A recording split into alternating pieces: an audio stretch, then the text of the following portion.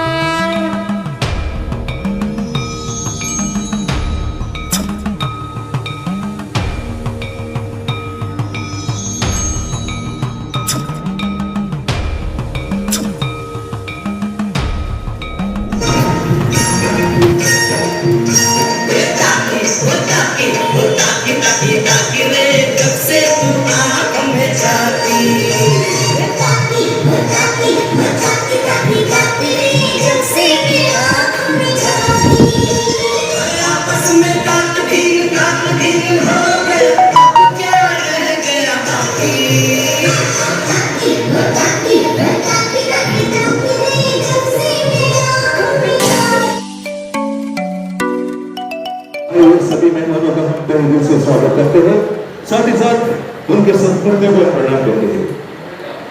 वैसे तो हर शुभ काम की शुरुआत ऊपर वाले के नाम पे किया जाता है। आइए हम सब मिलकर करते हैं ईश्वर के चरणों में एक खूबसूरत सी प्रार्थना। यहाँ पर एक खूबसूरत प्रार्थना होगी, इसी के बाद हमारे प्रोग्राम की हम शुरुआत करेंगे और हमारे बीच आज हंसा यहाँ पर आ चुके हैं। फिर हंसा के लिए सभी लोग जोरदार तालियां। ये दोस्तों आपके साथ बोलने वाले हैं। हेलो फ्रेंड्स, मैं आपका दोस्त इकबाल मुंबई से इस समय लाइव हूँ दोस्तों, और मैं आया हूँ इस समय दादर में गुरुकुल हॉल में, और हमारा मुंबई आर्टिस्ट एसोसिएशन के सभी आर्टिस्ट यहाँ पे धमाल करने के लिए आ चुके हैं। तो सबसे पहले मैं आपको मिलवा रहा हूँ हमारे सर, देख सकते हैं। ओके, ये है हमारे विनोद भाई, से हाय। ये देखिए हमारे नैतिक भाई, सुपर डुपर मल्टी टैलेंटेड बंदे, मैजिशियन सम्राट उमेश सम्राट जी। ओके, ये देख सकते हैं आप, ये हमारे फर्स्ट विनर वीरू भाई, ये हमारे शैलेश सर।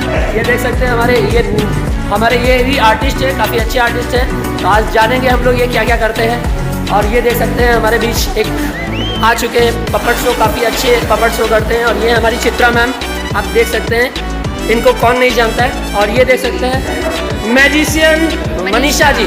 दोस्तों इनको भी याद करें, क्योंकि हर इंसान को थोड़ा सा सपोर्ट करना चाहिए। आप लोग जरूर इनको सपोर्ट करें, थैंक यू। और ये हमारा बाबू, क्या नाम है बेटा आपका? दीपेश। दीपेश भी आर्टिस्ट बनेगा बड़े होकर दोस्तों, इसको लाइक करें और सपोर्ट करें, थैंक यू। हमारी सुपर डुपर मैम, जो हमारे ग्रुप की आन बान शान, हंसा मैम, और उनकी आन बान शान शैलेश भाई, वो देख सकते हैं आप दोस्तों। तो सभी का स्वागत है हमारे मुंबई आर्टिस्ट एसोसिएशन में। जो लोग अभी तक हमारे एसोसिएशन में नहीं जुड़े हैं, आप लोग भी आ जाओ दोस्तों, फुल मस्ती फुल धमाल होगा। प्लस साथ में आपका जो है आगे का बहुत कुछ, आपकी लाइफ सेट हो सकती है दोस्तों। आप लोग हम सब मिलके काम करेंगे और एक दूसरे के साथ जुड़े रहेंगे, एक दूसरे को सपोर्ट करते हैं। हमारा ग्रुप काफ़ी अच्छा है और काफ़ी लोग समझते हैं कि मैं बहुत ज़्यादा चार्ज करता हूँ, वैसे नहीं, बहुत कम मैं आपका काम करके सकता हूँ। सो इस तरह से आप इंट्रोड्यूस कर सकते हैं। तो नेक्स्ट शैलेश भाई। हेलो दोस्तों, मैं आपका दोस्त, मेरा नाम इकबाल है। मैं मैजिशियन हूँ, प्लस मैं गेम होस्टिंग भी करता हूँ, प्लस मैं इवेंट ऑर्गेनाइज भी करता हूँ। मेरी स्टार इवेंट करके कंपनी है, आप गूगल पे सर्च कर सकते हैं, जस्ट डायल पे सर्च कर सकते हैं। आप मुझे किसी भी सोशल मीडिया पे सिर्फ मैजिशियन इकबाल सर्च करना है, मैं आपको वहाँ से मिल जाऊँगा। और मैं मैजिक शो के साथ साथ गेम होस्टिंग भी करता हूँ। और कोई भी इवेंट अगर आपको ऑर्गेनाइज करना है, कोई भी चीज़, कभी भी कोई भी रिक्वायरमेंट हो, एनी टाइम 24 आवर्स मेरा ओपन रहता है। आप कभी भी मुझे कॉल करें। ऐसा नहीं है कि मैं हमेशा पैसे के लिए काम करता हूँ, आपके लिए, आपके सपोर्ट के लिए मैं एनी टाइम 24 आवर्स, आप कभी भी कॉल कर सकते हो मुझे। आपको कोई भी चीज़ चाहिए, कभी अगर आपको कोई सपोर्ट चाहिए, पर्सनल सपोर्ट, तो भी आप 24 आवर्स मुझे कॉल कर सकते हैं, मैं आपके लिए तैयार रहूँगा। थैंक यू दोस्तों, thank you so much. Hello, नमस्ते एवरीवन, मेरा नाम है मैजिशियन वीरू कुमार। मैं घनसोली में रहता हूँ। मैं ऑल टाइप्स मैजिक करता हूँ, close up magic, stage magic, ground magic, all types magic करता हूँ। Thank you so much everyone. और प्लस मैं एंकरिंग भी करता हूँ। Thank you.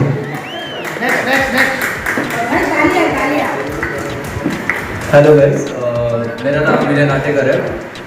मैं एक वेटर ऑफिस हूँ, एंकरिंग भी करता हूँ और स्टैंड अप कॉमेडियन भी हूँ। और मैं नेरुल में, नई मुंबई में रहता हूँ। और बाकी तो सब आप जानते हैं। Thank you.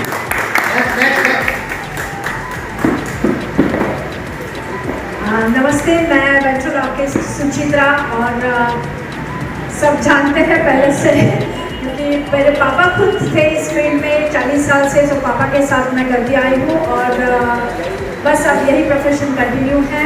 Thank you very much.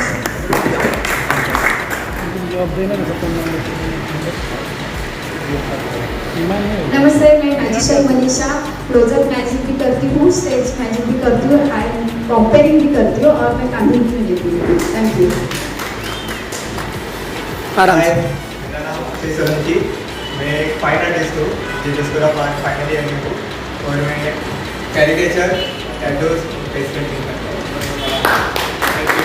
From Malad, I'm into activities and games also. I provide games and activities for the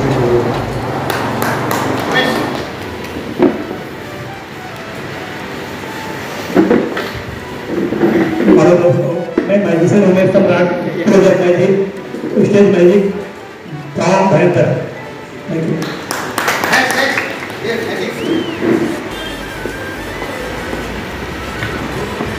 hello, मैं सेल्फ लेटिक थकर, anchor, magician and bubble artist और इवेंट भी ऑर्गेनाइज करता हूँ।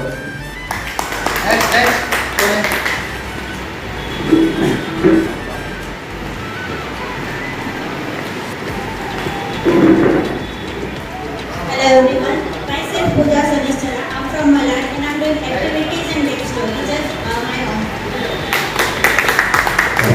और कोई बाकी है बचा? हाँ, आंसर करें। कोई नहीं जानता। Hello everyone, my name is Hansa. मैं भांडुप में रहती हूँ।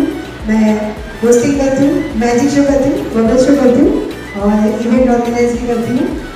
Thank you.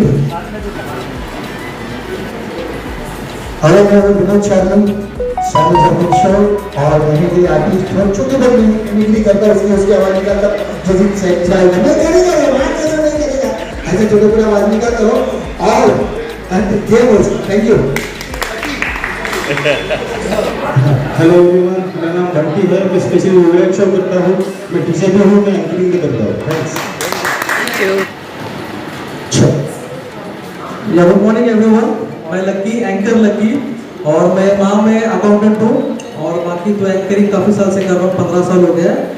बस और कुछ नहीं। दोस्तों, मैं आप सबका दोस्त एंकर संदेश, मेरी 15-16 ईयर से इस लाइन में हूँ, एंकरिंग करता हूँ। कुछ भी रहेगा तो मेरे पास कीजिएगा। Thank you. चेंज हो गई, अभी फिलहाल एक हजार चेंज हमारे। और अभी जब हमने ये एसोसिएशन शुरू की थी तो क्या था कि क्या होना चाहिए। मैं एसोसिएशन के बहुत सारे फायदे होते हैं, जो क्यों भी बहुत सारे फायदे होते हैं, लेकिन आपके नज़र में वो क्या कि उसे एक बार हम क्या कर सकते हैं।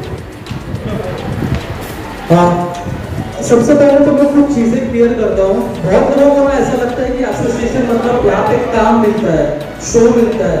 ऐसा कुछ भी नहीं है, यहाँ पे शो वगैरह मिलता है, ऐसा कुछ नहीं है।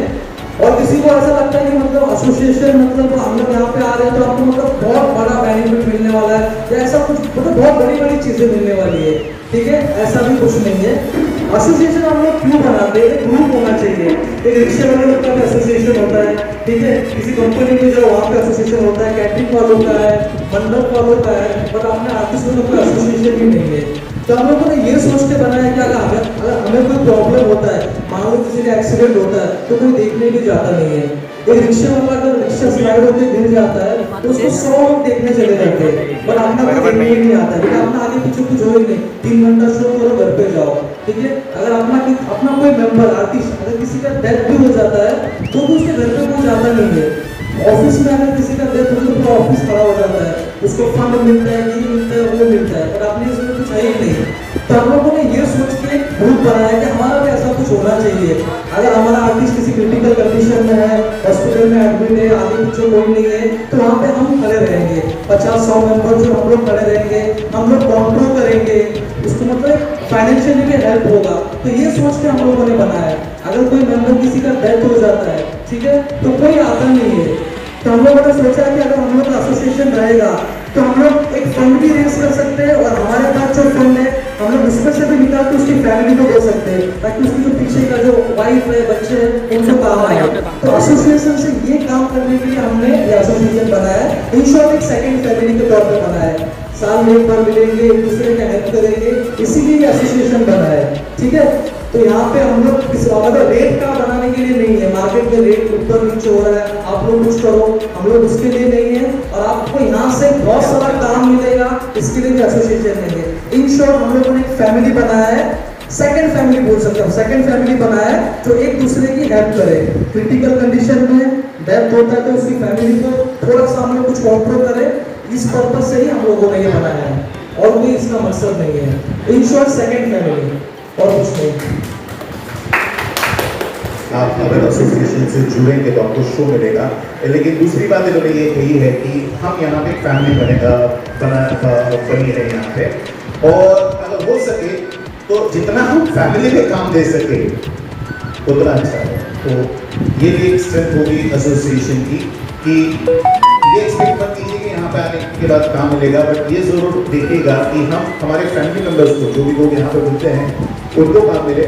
और मकसद यही होता है, मीटिंग करने का मकसद यही होता है। यहाँ पे ऐसे नहीं कि यहाँ पे कोई आएगा लेक्चर देगा चला जाएगा, बट मकसद ये होता है कि सब लोग एक दूसरे को मिले। जनरली क्या होता था कि शोज में मैजिशियन एक्टर को मिलता है, 5 मिनट बात करते हैं फिर चले जाते हैं, एंड ऐसे 2-3 आर्टिस्ट होते हैं। बट यहाँ पे जब आप आते हैं, और बहुत मुझे दुख हो रहा है कि आज बहुत अटेंडेंस कम है। जनरली हमारे 40-50 लोग, 30-40 लोग तो हमेशा होते ही थे, बट कोई बात नहीं। लेकिन हम ये चाहेंगे कि आप मैक्सिमम लोग जब मीटिंग पे आए, एक दूसरे से मुलाकात करें।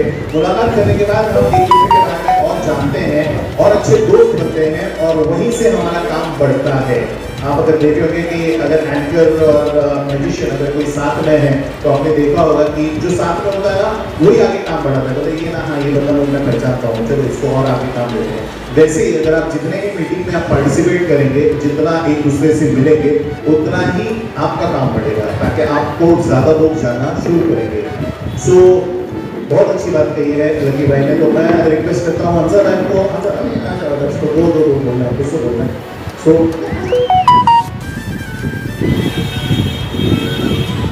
नहीं हो, लेकिन फिर भी क्या सोच, आपकी सोच सबको बतानी है। वही मैं कहना चाहूँगी जो लकी ने बताया कि भाई सब लोग ये ना सोचे कि भाई हम लोगों ने एसोसिएशन इसके लिए ज्वाइन किया कि हमको काम मिले। काम तो देखिए हम लोग हर एक ग्रुप में है, हर एक ग्रुप में से कहीं ना कहीं से हमें काम मिल ही जाता है, और लोग पर्सनल भी मैसेज डाल ही देते हैं। जिसको पता है कि ये ऑर्गेनाइजर ये ग्रुप में, उनको पर्सनल मैसेज डाल ही देते हैं भाई आई एम फ्री करके, तो उनको काम मिल ही जाता है उसमें से। तो भाई मैं वही कहना चाहूँगी, और मैं कहना चाहूँगी लेडीज लोगों को प्लीज़ आप लोग भी ज़्यादा से ज़्यादा इन्वॉल्व हो इसमें, एसोसिएशन में सब लोग आगे आए और अपना हुनर दिखाए। जेंट्स लोग तो दिखाई रहे, और हम लोग गिनी चुनी लेडीज लोग हैं इस हुनर में, तो उनसे भी मैं रिक्वेस्ट करूँगी कि प्लीज़ आप लोग भी ज़्यादा से ज़्यादा कोऑपरेट करें और इवेंट लाइन में आके अपना नाम रोशन करें। Thank you. बहुत बढ़िया। विनोद भाई,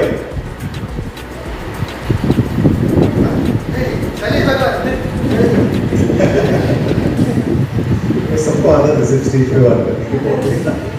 तो हम यही कोशिश करेंगे कि ज़्यादा से ज़्यादा काम हमारे फैमिली में ही बांटे, बहुत अच्छी बात होगी। एंड अच्छा, किसी को और कुछ बोलना है, कुछ सजेशन देना है, या फिर कुछ, अगर मैं ये फिर से एक बार क्लियर कर देता हूँ, एसोसिएशन इसके लिए नहीं है कि एक फिक्स रेट कार्ड बना दिया। कोई आके ये बोल रहा है कि भाई वो 2000 में काम कर रहा है, 2500 में काम कर रहा है, उसके लिए एसोसिएशन कुछ नहीं कर सकता है। या हाँ आइए सर संदीप भाई, एक चीज़ मैंने मिस किया था, वो करके बोलना था मुझे। एसोसिएशन एक चीज़ के लिए और भी है, और हम लोगों ने काफ़ी हेल्प भी किया है। अगर किसी का पेमेंट अटकता है कहीं पे, कोई ऑर्गेनाइजर ने या किसी क्लाइंट ने पेमेंट अटका दिया है, अगर आपके पास प्रूफ है, आपने शो किया है पेमेंट नहीं आया, तो हम लोगों ने हेल्प किया है और उसके लिए हम लोग हेल्प करेंगे। अगर हमारा कोई आर्टिस्ट मतलब किसी मुसीबत में फंसा है, एकदम मतलब जकड़ चुका है, फॉर एग्जाम्पल मतलब कोर्ट कचहरी में जकड़ चुका है, उसको कुछ समझ नहीं आ रहा है, वो भी हमको फोन कर सकता है कि भाई मैं ऐसे ऐसे प्रॉब्लम में हूँ, मैं क्या करूँ, मैं अच्छा कोई वकील है या कोई अच्छा कुछ एडवाइस दो मुझे यार, ऐसे पर्सनल प्रॉब्लम के लिए भी आप हमें कॉल कर सकते हो, क्योंकि ये फैमिली है। तो ये दो चीज़ भी इसके अंदर है। और हम लोगों ने एक चीज़ और किया था हम लोगों का एक बंदा था, एक आर्टिस्ट था, जॉबर नाम पे रहते, उनका नाम भूल गया हूँ मैं, उनको पैरालिसिस अटैक हुआ था। तो उन्होंने कॉल किया कि मुझे पैरालिसिस अटैक हुआ है करके। तो हम लोगों ने उनको 1 महीने का मेडिसिन का जो है जो भी बिल था तो हम लोगों ने क्लियर किया था। ठीक है, तो इस चीज के लिए एसोसिएशन है, तो आप इसको चीज में दिमाग में रखो। खाली 2 चीजों के लिए नहीं है कि रेट कार्ड हम लोग नहीं बनाते, तो मार्केट में सबका अलग अलग रेट है, और यहाँ पे आने के बाद हम कोशिश करेंगे कि एक दूसरे को शो बांटे, और शो के लिए शो मिलेगा, इस चीज के लिए आप ज्वाइन मत कीजिए एसोसिएशन। और एक चीज क्लियर करना था, जैसे कि मैं आर्टिस्ट हूँ, अगर मुझे कल को कोई क्रिटिकल प्रॉब्लम आता है तो एसोसिएशन आप लोग मुझे हेल्प करोगे, बट मेरे फैमिली के लिए हेल्प नहीं है, सिर्फ मेरे लिए, आर्टिस्ट के लिए। आर्टिस्ट की फैमिली को कुछ होता है तो वो आर्टिस्ट की जिम्मेदारी है, एसोसिएशन उसमें कुछ नहीं कर सकता है, क्योंकि अपना एसोसिएशन इतना बड़ा नहीं हुआ अभी कि बहुत कुछ कर सके हो। ठीक है, जब उसमें 15-20 लाख फंड आएगा तब हम लोग सोचेंगे, अभी फिलहाल नहीं। और एक चीज, क्रिटिकल कंडीशन आप लोग समझिए, जैसे कि कोई बंदा बाइक पे जा रहा है, किसी का एक्सीडेंट हो जाता है, उस टाइम पे भी हमें कॉल आता है कि मेरा एक्सीडेंट हुआ है, छोटा मोटा मुझे मार लग गया है, तो वो क्रिटिकल नहीं होता है। क्रिटिकल क्या होता है, मतलब आप बेड पे पड़े हो, जिंदगी और मौत से लड़ रहे हो, आपने 2-3 लाख खर्चा कर दिया है और 2-3 लाख शॉर्टेज है, तो उस टाइम पे हमें खड़ा रहना है। अपने फंड में से भी हम देंगे, और हमारे 100 मेंबर है, अगर 1000 निकालेंगे तो भी 1 लाख जमा हो जाता है। तो ये मतलब 100 मेंबर है, अगर खुशी से कोई 1000 दे, कोई 500, कोई 2000, तो ऐसे भी 1 लाख जमा हो जाएगा। मान लो अगर हमारे फंड में 4-5 लाख जमा है तो फंड में से भी हम लोग 1 लाख दे देंगे, मगर क्रिटिकल कंडीशन में होना चाहिए, मतलब बंदा जिंदगी और मौत के बीच में लड़ रहा है, उसको क्रिटिकल बोलते हैं। आप बाइक से गिर गए हो, डेंगू मलेरिया हो गया, आप फोन पर हो गए, अरे एडमिट हो, उस चीज के लिए हेल्प नहीं हो सकता, क्योंकि एसोसिएशन अभी छोटा है, हमें इसे ब्रांड बनाना है। ठीक है, ये 2 चीजें क्लियर करनी चाहिए। बिल्कुल सही कहा। जैसे उन्होंने कहा कि वाकई में काफ़ी लोगों को, बहुत लोगों को हमने फ़ोन करके जिनका पैसा अटका था या कुछ प्रॉब्लम थी तो उनको हमने काफ़ी हद तक सॉल्व किया है, काफ़ी लोगों के पैसे भी निकल रहे हैं। लेकिन हम उन्हीं को बहुत से आउट ऑफ एसोसिएशन, मतलब एसोसिएशन के बाहर से भी हमें कई बार फोन आता है कि भाई ऐसा ऐसा प्रॉब्लम है, तो हम डायरेक्टली कहते हैं कि भाई एसोसिएशन की तरफ से हम वहाँ पे नाम यूज़ करके उनको कुछ नहीं कर सकते हैं, ताकि ये एसोसिएशन इसलिए बना है कि उनकी मदद हो, बट एसोसिएशन के बाहर के लोग अगर कोई आता है मदद करने के लिए तो हम ऑफिशियली उनको कुछ नहीं कर सकते हैं। सो ये बातें तो क्लियर हुई। और किसी को कुछ बोलना है या पूछना है?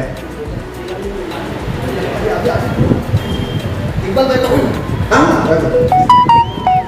कुछ मेरी है, डाउट है? दोस्तों, आप सभी लोग एक बहुत ही कीमती बात बताने वाला हूँ। प्लीज आप लोग अगर इस पे गौर करेंगे तो हो सकता है कि आपको बहुत सारा काम इवेंट का मिल सके। बहुत से लोग हैं जिनमें बोलते हैं कि हमारे पास काम नहीं है, हम काम कहाँ से ढूंढें, किससे कॉन्टेक्ट करें, ऑर्गेनाइजर के पास भी काम नहीं है। उसकी वजह क्या है, हमारे पास काम नहीं है, हमारा कॉन्टेक्ट है लोगों से, लेकिन काम नहीं हो पा रहा है। काम आता है लेकिन वो कुछ लोग कर रहे हैं, हम तक आ ही नहीं पाते हैं। बहुत ही इंपॉर्टेंट बात है, मैं मैजिशियन हूँ, मेरा नाम इकबाल है, हंसा में मुझे अच्छे से याद है, साथ सभी लोग जानते होंगे, आई थिंक जो लोग नहीं जानते होंगे वो लोग भी जान लीजिए कि मेरे पास अक्सर बैक टू बैक शो रहते हैं ज़्यादातर, और डायरेक्ट क्लाइंट के शो रहते हैं, और मैं अच्छा चार्ज करता हूँ उनसे। मेरे पास ऑर्गेनाइजर का काम अब बिल्कुल 10% होगा, 90% मैं मेरा खुद का काम करता हूँ। वो मेरे पास कहाँ से आता है, वो चीज़ मैं आपको शेयर करना चाहता हूँ, क्योंकि मैं चाहता हूँ हमारा एक अच्छा फैमिली है, आप लोग भी उसको फॉलो करें तो हो सकता है। देखिए, सबसे पहले तो गूगल पे माई बिजनेस ऐप है, वो आप लोग डाउनलोड करें प्लीज। अगर उसको करेंगे तो बहुत अच्छी बात है, क्योंकि 50% मेरा काम जो है माई गूगल ऐप से आता है, बिजनेस ऐप से, ये सच्चाई है, और मैं बहुत अच्छा चार्ज करता हूँ पार्टी से। दूसरी चीज़ होता है कि हम पार्टी को कैसे बात कर रहे हैं, कैसे उसको करना है, वो तो आपका अपना अपना सबका अलग अलग तरीके। सबसे पहली चीज़ है कि लोग हमसे कॉन्टेक्ट कैसे करें। गूगल माई बिजनेस ऐप में आपको पर डे एक पोस्ट भी डालनी है, एक मिनट का वीडियो उसमें पोस्ट कर सकते हैं।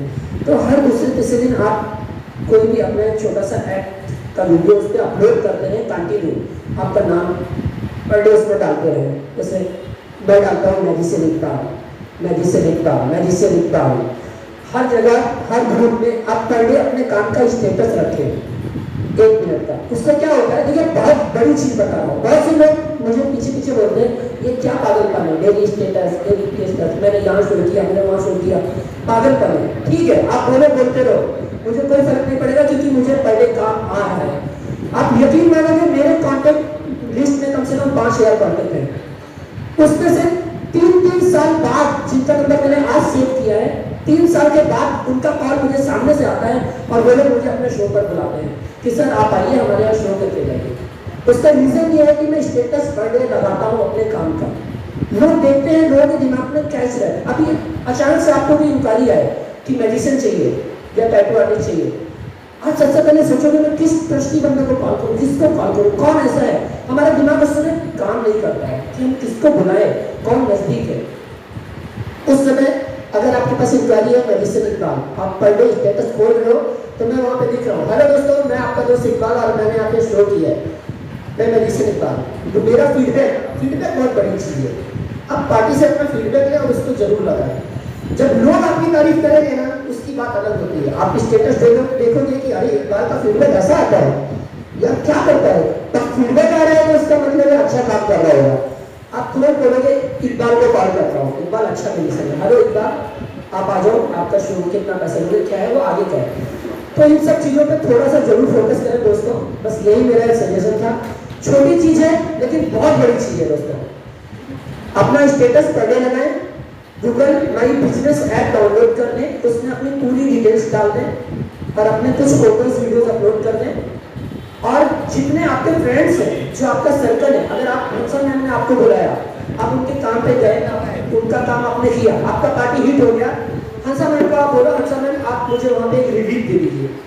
रिव्यू दे देंगे, 5 स्टार दे देंगे, हंसा मैम कमेंट दे देंगे, आपका एक रिव्यू हो जाएगा। रिव्यू से बहुत बड़ा फर्क पड़ता है। हम सर्च में सबसे ऊपर क्यों आते हैं, हमारा रिव्यू अगर अच्छा है तो हम सर्च में ऊपर रहेंगे। आप मलाड आके कहीं भी सर्च करो मैजिशियन तो सबसे ऊपर मैं रहूँगा, समझे। तो आप लोगों का आशीर्वाद है, प्यार है दोस्तों। मैं कोई बहुत बड़ा मैजिशियन नहीं हूँ, मैं छोटा मोटा ही मैजिशियन हूँ, लेकिन आप लोगों के प्यार और आशीर्वाद से इतना ताकत है कि अच्छी पार्टी को हिला के आता हूँ और अच्छे से करके आता हूँ। थैंक यू दोस्तों। और इस सीक्रेट को थोड़ा सा आप लोग जरूर फॉलो करें दोस्तों। बहुत छोटी चीज़ है लेकिन बहुत बड़ी चीज़ बताइए मैंने। यकीन मानो किसी के पास काम नहीं होता है, मैजिशियन बोलते हैं मुझे 20-20 साल हो गए शो करते हुए, मेरे पास काम नहीं, इकबाल करता क्या है, ऐसा क्या जादू करता है जाके ये इतना फीडबैक आ रहा है इसका।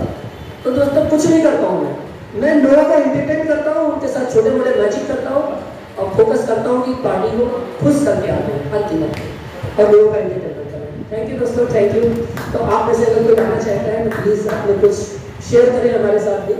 जो नैतिक भाई के लिए एक बार क्लैप करेंगे, हमारे बहुत ही अच्छे और मल्टी टैलेंटेड आर्टिस्ट हैं, तो जोरदार स्वागत।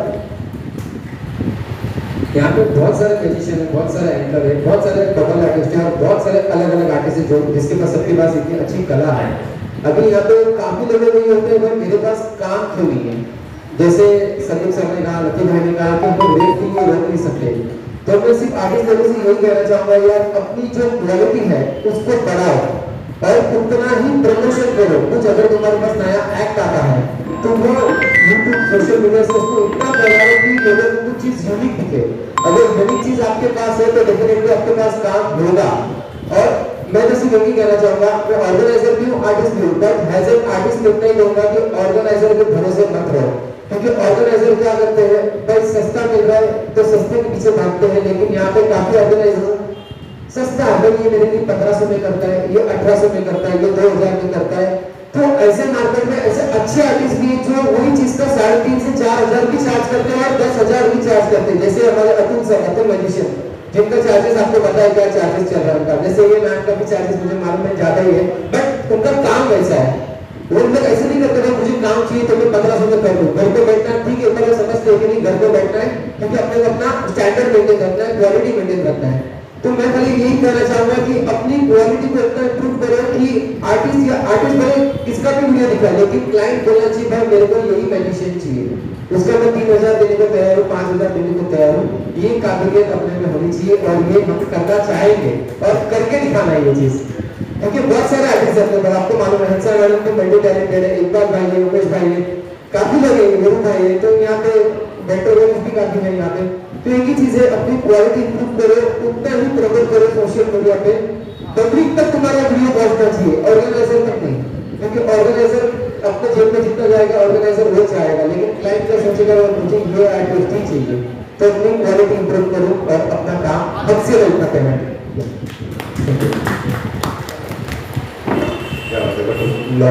और कोई कुछ बोलना चाहता है?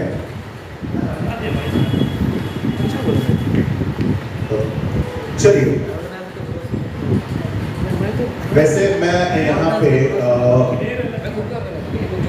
कुछ शख्स को बुलाना चाहता हूँ। He is here as a guest of honor today. मैं उनको कम से कम पहली बार 85-86 में मिला था, जब SIM की मीटिंग होती थी, बच्चा था तभी, हमको याद है। एंड 85 में मतलब ये कला के लिए इतने डेडिकेटेड है कि पहले से हॉल वॉल नहीं होता था। जब आपको याद होगा मतलब कितने जन सिम से जुड़े हैं पता नहीं, तब वो अपने क्लासेस चलते थे उनके यहाँ पे दादर में ही, और वो अपने क्लासेस में उस मीटिंग को रखवाते थे। तो ऐसे ही आगे बढ़ते गए एंड उनके बारे में मैं कुछ भी कहूँ वो थोड़ा ही है, कम है, बहुत कम है। जितने भी लोग उनके बारे में जानते हैं वो जरूर समझते होंगे कि मैं क्या बोलना चाहता हूँ। कि वो एक बार बोलना शुरू कर देंगे तो इतनी मिठास है उनके बॉडी में, और इतना स्ट्रांगली वो कन्विंस करते हैं, जैसे आपको मैसेज में बताया गया था कि वो ऑल ओवर इंडिया छोड़ दीजिए, पूरे वर्ल्ड में इंक्लूडिंग यूएस एंड यूरोप में भी अपने प्रोग्राम कर चुके हैं, अपने स्पीच दे चुके हैं। और मैंने उनसे ही सीखा है, जब आप कोई लैंग्वेज बोलो, आप अगर उनकी मराठी में अगर वो बात करने लगे तो कोई यहाँ पे नहीं बताएगा कि वो महाराष्ट्र नहीं है, इतनी क्लियर मराठी वो। और कोई फिर हिंदी लफ्ज नहीं इस्तेमाल करते हैं, ना ही इंग्लिश उसमें इस्तेमाल करते हैं, बट प्योर मराठी अगर वो बात करना शुरू कर दे तो कोई बता नहीं सकता है उनको कि वो महाराष्ट्र नहीं है, इतनी क्लियर। इंग्लिश में जब बात करें तो कोई हिंदी लफ्ज उसमें नहीं आता है। वैसे ही हिंदी तो आप अभी सुनेंगे ही, और साथ ही गुजराती वो भी कमाल। तो ऐसे मल्टी टैलेंटेड पर्सनालिटी को मैं यहाँ पे बुलाना चाहता हूँ, ऐसे जादूगर को, शब्दों के जादूगर और अपने हुनर के जादूगर, उनको यहाँ पे आमंत्रित करना चाहता हूँ, जो बिग बी के नाम से जानते हैं। मैं चाहता था कि यहाँ पे मैक्सिमम लोग हो इनकी वाणी सुनने के लिए, और बहुत ही बिजी ये शख्स होते हैं, बहुत ही बिजी ये शख्स होते हैं। एंड इनके चार्जेस के बारे में मैं कुछ नहीं कहूँगा। तो अपना कीमती समय निकाल कर यहाँ पे जो आए हैं, मैं आपकी जोरदार तरह से आमंत्रित करना चाहता हूँ भूपेश सर के लिए जोरदार तालियां। यस सर, पहली बार इस गेस्ट ऑफ ऑनर में मिला है, एंड वाकई में ये इसी चीज के हकदार है। एंड सर, हमने यहाँ पर बहुत से पहले लेक्चर्स अटेंड किए थे पर्सनालिटी के ऊपर, फिर कपड़े कैसे पहनने चाहिए, फिर कम्युनिकेशन स्किल उसके ऊपर। लेकिन आपकी जो ज्ञान है, या प्लीज बैठ जाइए, thank you very much, thank you. लेकिन आपका जो ज्ञान है, इनका ज्ञान चारों तरफ है, मतलब एक टॉपिक के ऊपर वो कम से कम आधा एक घंटा बोल सकते हैं। लेकिन सर यहाँ पे थोड़ा सा ज्ञान मैं चाहूंगा कि यहाँ पे हमारे आर्टिस्ट को जरूर मिले। सो सर तैयार हैं? Once again, a huge round of applause for Bhupesh sir. Thank you. और मैं चाहूँगा कोई भी इसके बीच में अगर किसी को क्वेरी हो तो अभी ना पूछे, पहले उसको सुन लीजिए, उसके बाद में वो क्वेरीज वगैरह कर सकते हैं। थैंक यू वेरी मच जी। सबसे पहली बात तो बहुत बहुत बधाई हो आप तमाम लोगों को, क्योंकि मैं बधाई डबल इसलिए देना चाहता हूँ कि जब मैं आपकी उम्र में था तो आपके जितना डायनामिक नहीं था। आज जितने कॉन्फिडेंस से आप लोग आते हैं, बोलते हैं, सुभान अल्लाह, वाह मज़ा आ गया। तो ऐसे लगता है कि आर्टिस्ट लोगों का फ्यूचर ज़बरदस्त ब्राइट है। वैसे मैं पहले जब मुझे हंसा जी ने बताया आना है, संदीप को मेरा मतलब जैसे मैंने उसने कहा बचपन से जानता हूँ, सूचू के पिताजी के साथ हम लोग बहुत काम कर चुके हैं। मैंने सोचा ही था मैं क्या बोलूँगा क्या नहीं, यहाँ पर आके देखा जो भी लिखना आएगा बोल दूँगा। जहाँ तक एसोसिएशन की बात मैंने सुनी, मुझे बड़ा अच्छा लगा। एसोसिएशन फैमिली की तरह काम करता है। मैं एसोसिएशन के बारे में 5 मिनट कुछ कहना चाहूँगा। करीब 2001 में एक एसोसिएशन मुंबई में खुला था, मुझे नहीं मालूम आप में से कितने आर्टिस्ट उसके बारे में परिचित है। स्वर नाम है उसका, संगीत वेलफेयर आर्टिस्ट रिकोर्स। ये 2001 में जब खुला तो उस वक्त फाउंडर प्रेसिडेंट अनिल लविंगे थे, और उसके बाद 5 साल मैं उसका प्रेसिडेंट था। जॉनी भाई, नवीन प्रभाकर, राजू श्रीवास्तव, फाल्गुनी पाठक, सुनील पाल, आप जितने भी नाम ये ले रहे सब हमारे मेंबर थे और आज भी है।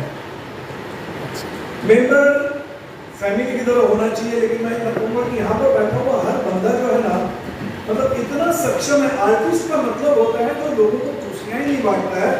आज किसी को अगर फंड रेज करना है प्रोग्राम, तो हम लोगों के पास ही आता है, हम उनके लिए हजारों लाखों रुपया फंड रेज कर सकते हैं।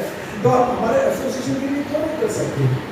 एक प्रोग्राम डिसाइड करो, आप में से 10 टैलेंटेड आदमी हॉल बुक करो, और हर आदमी कंपल्सरी अगर सर्टन टिकट्स बेचता है तो बहुत अच्छा फंड जमा हो सकता है। तो स्वर जो है, हम लोग साल में एक बार पिकनिक करते हैं, सभी आर्टिस्ट आते हैं, उसमें से 50% एसोसिएशन देता है, 50% आर्टिस्ट देता है। साल में एक क्रिकेट मैच होती है और 3 इस तरह के हमारे सिंपोजियम प्रोग्राम होते हैं।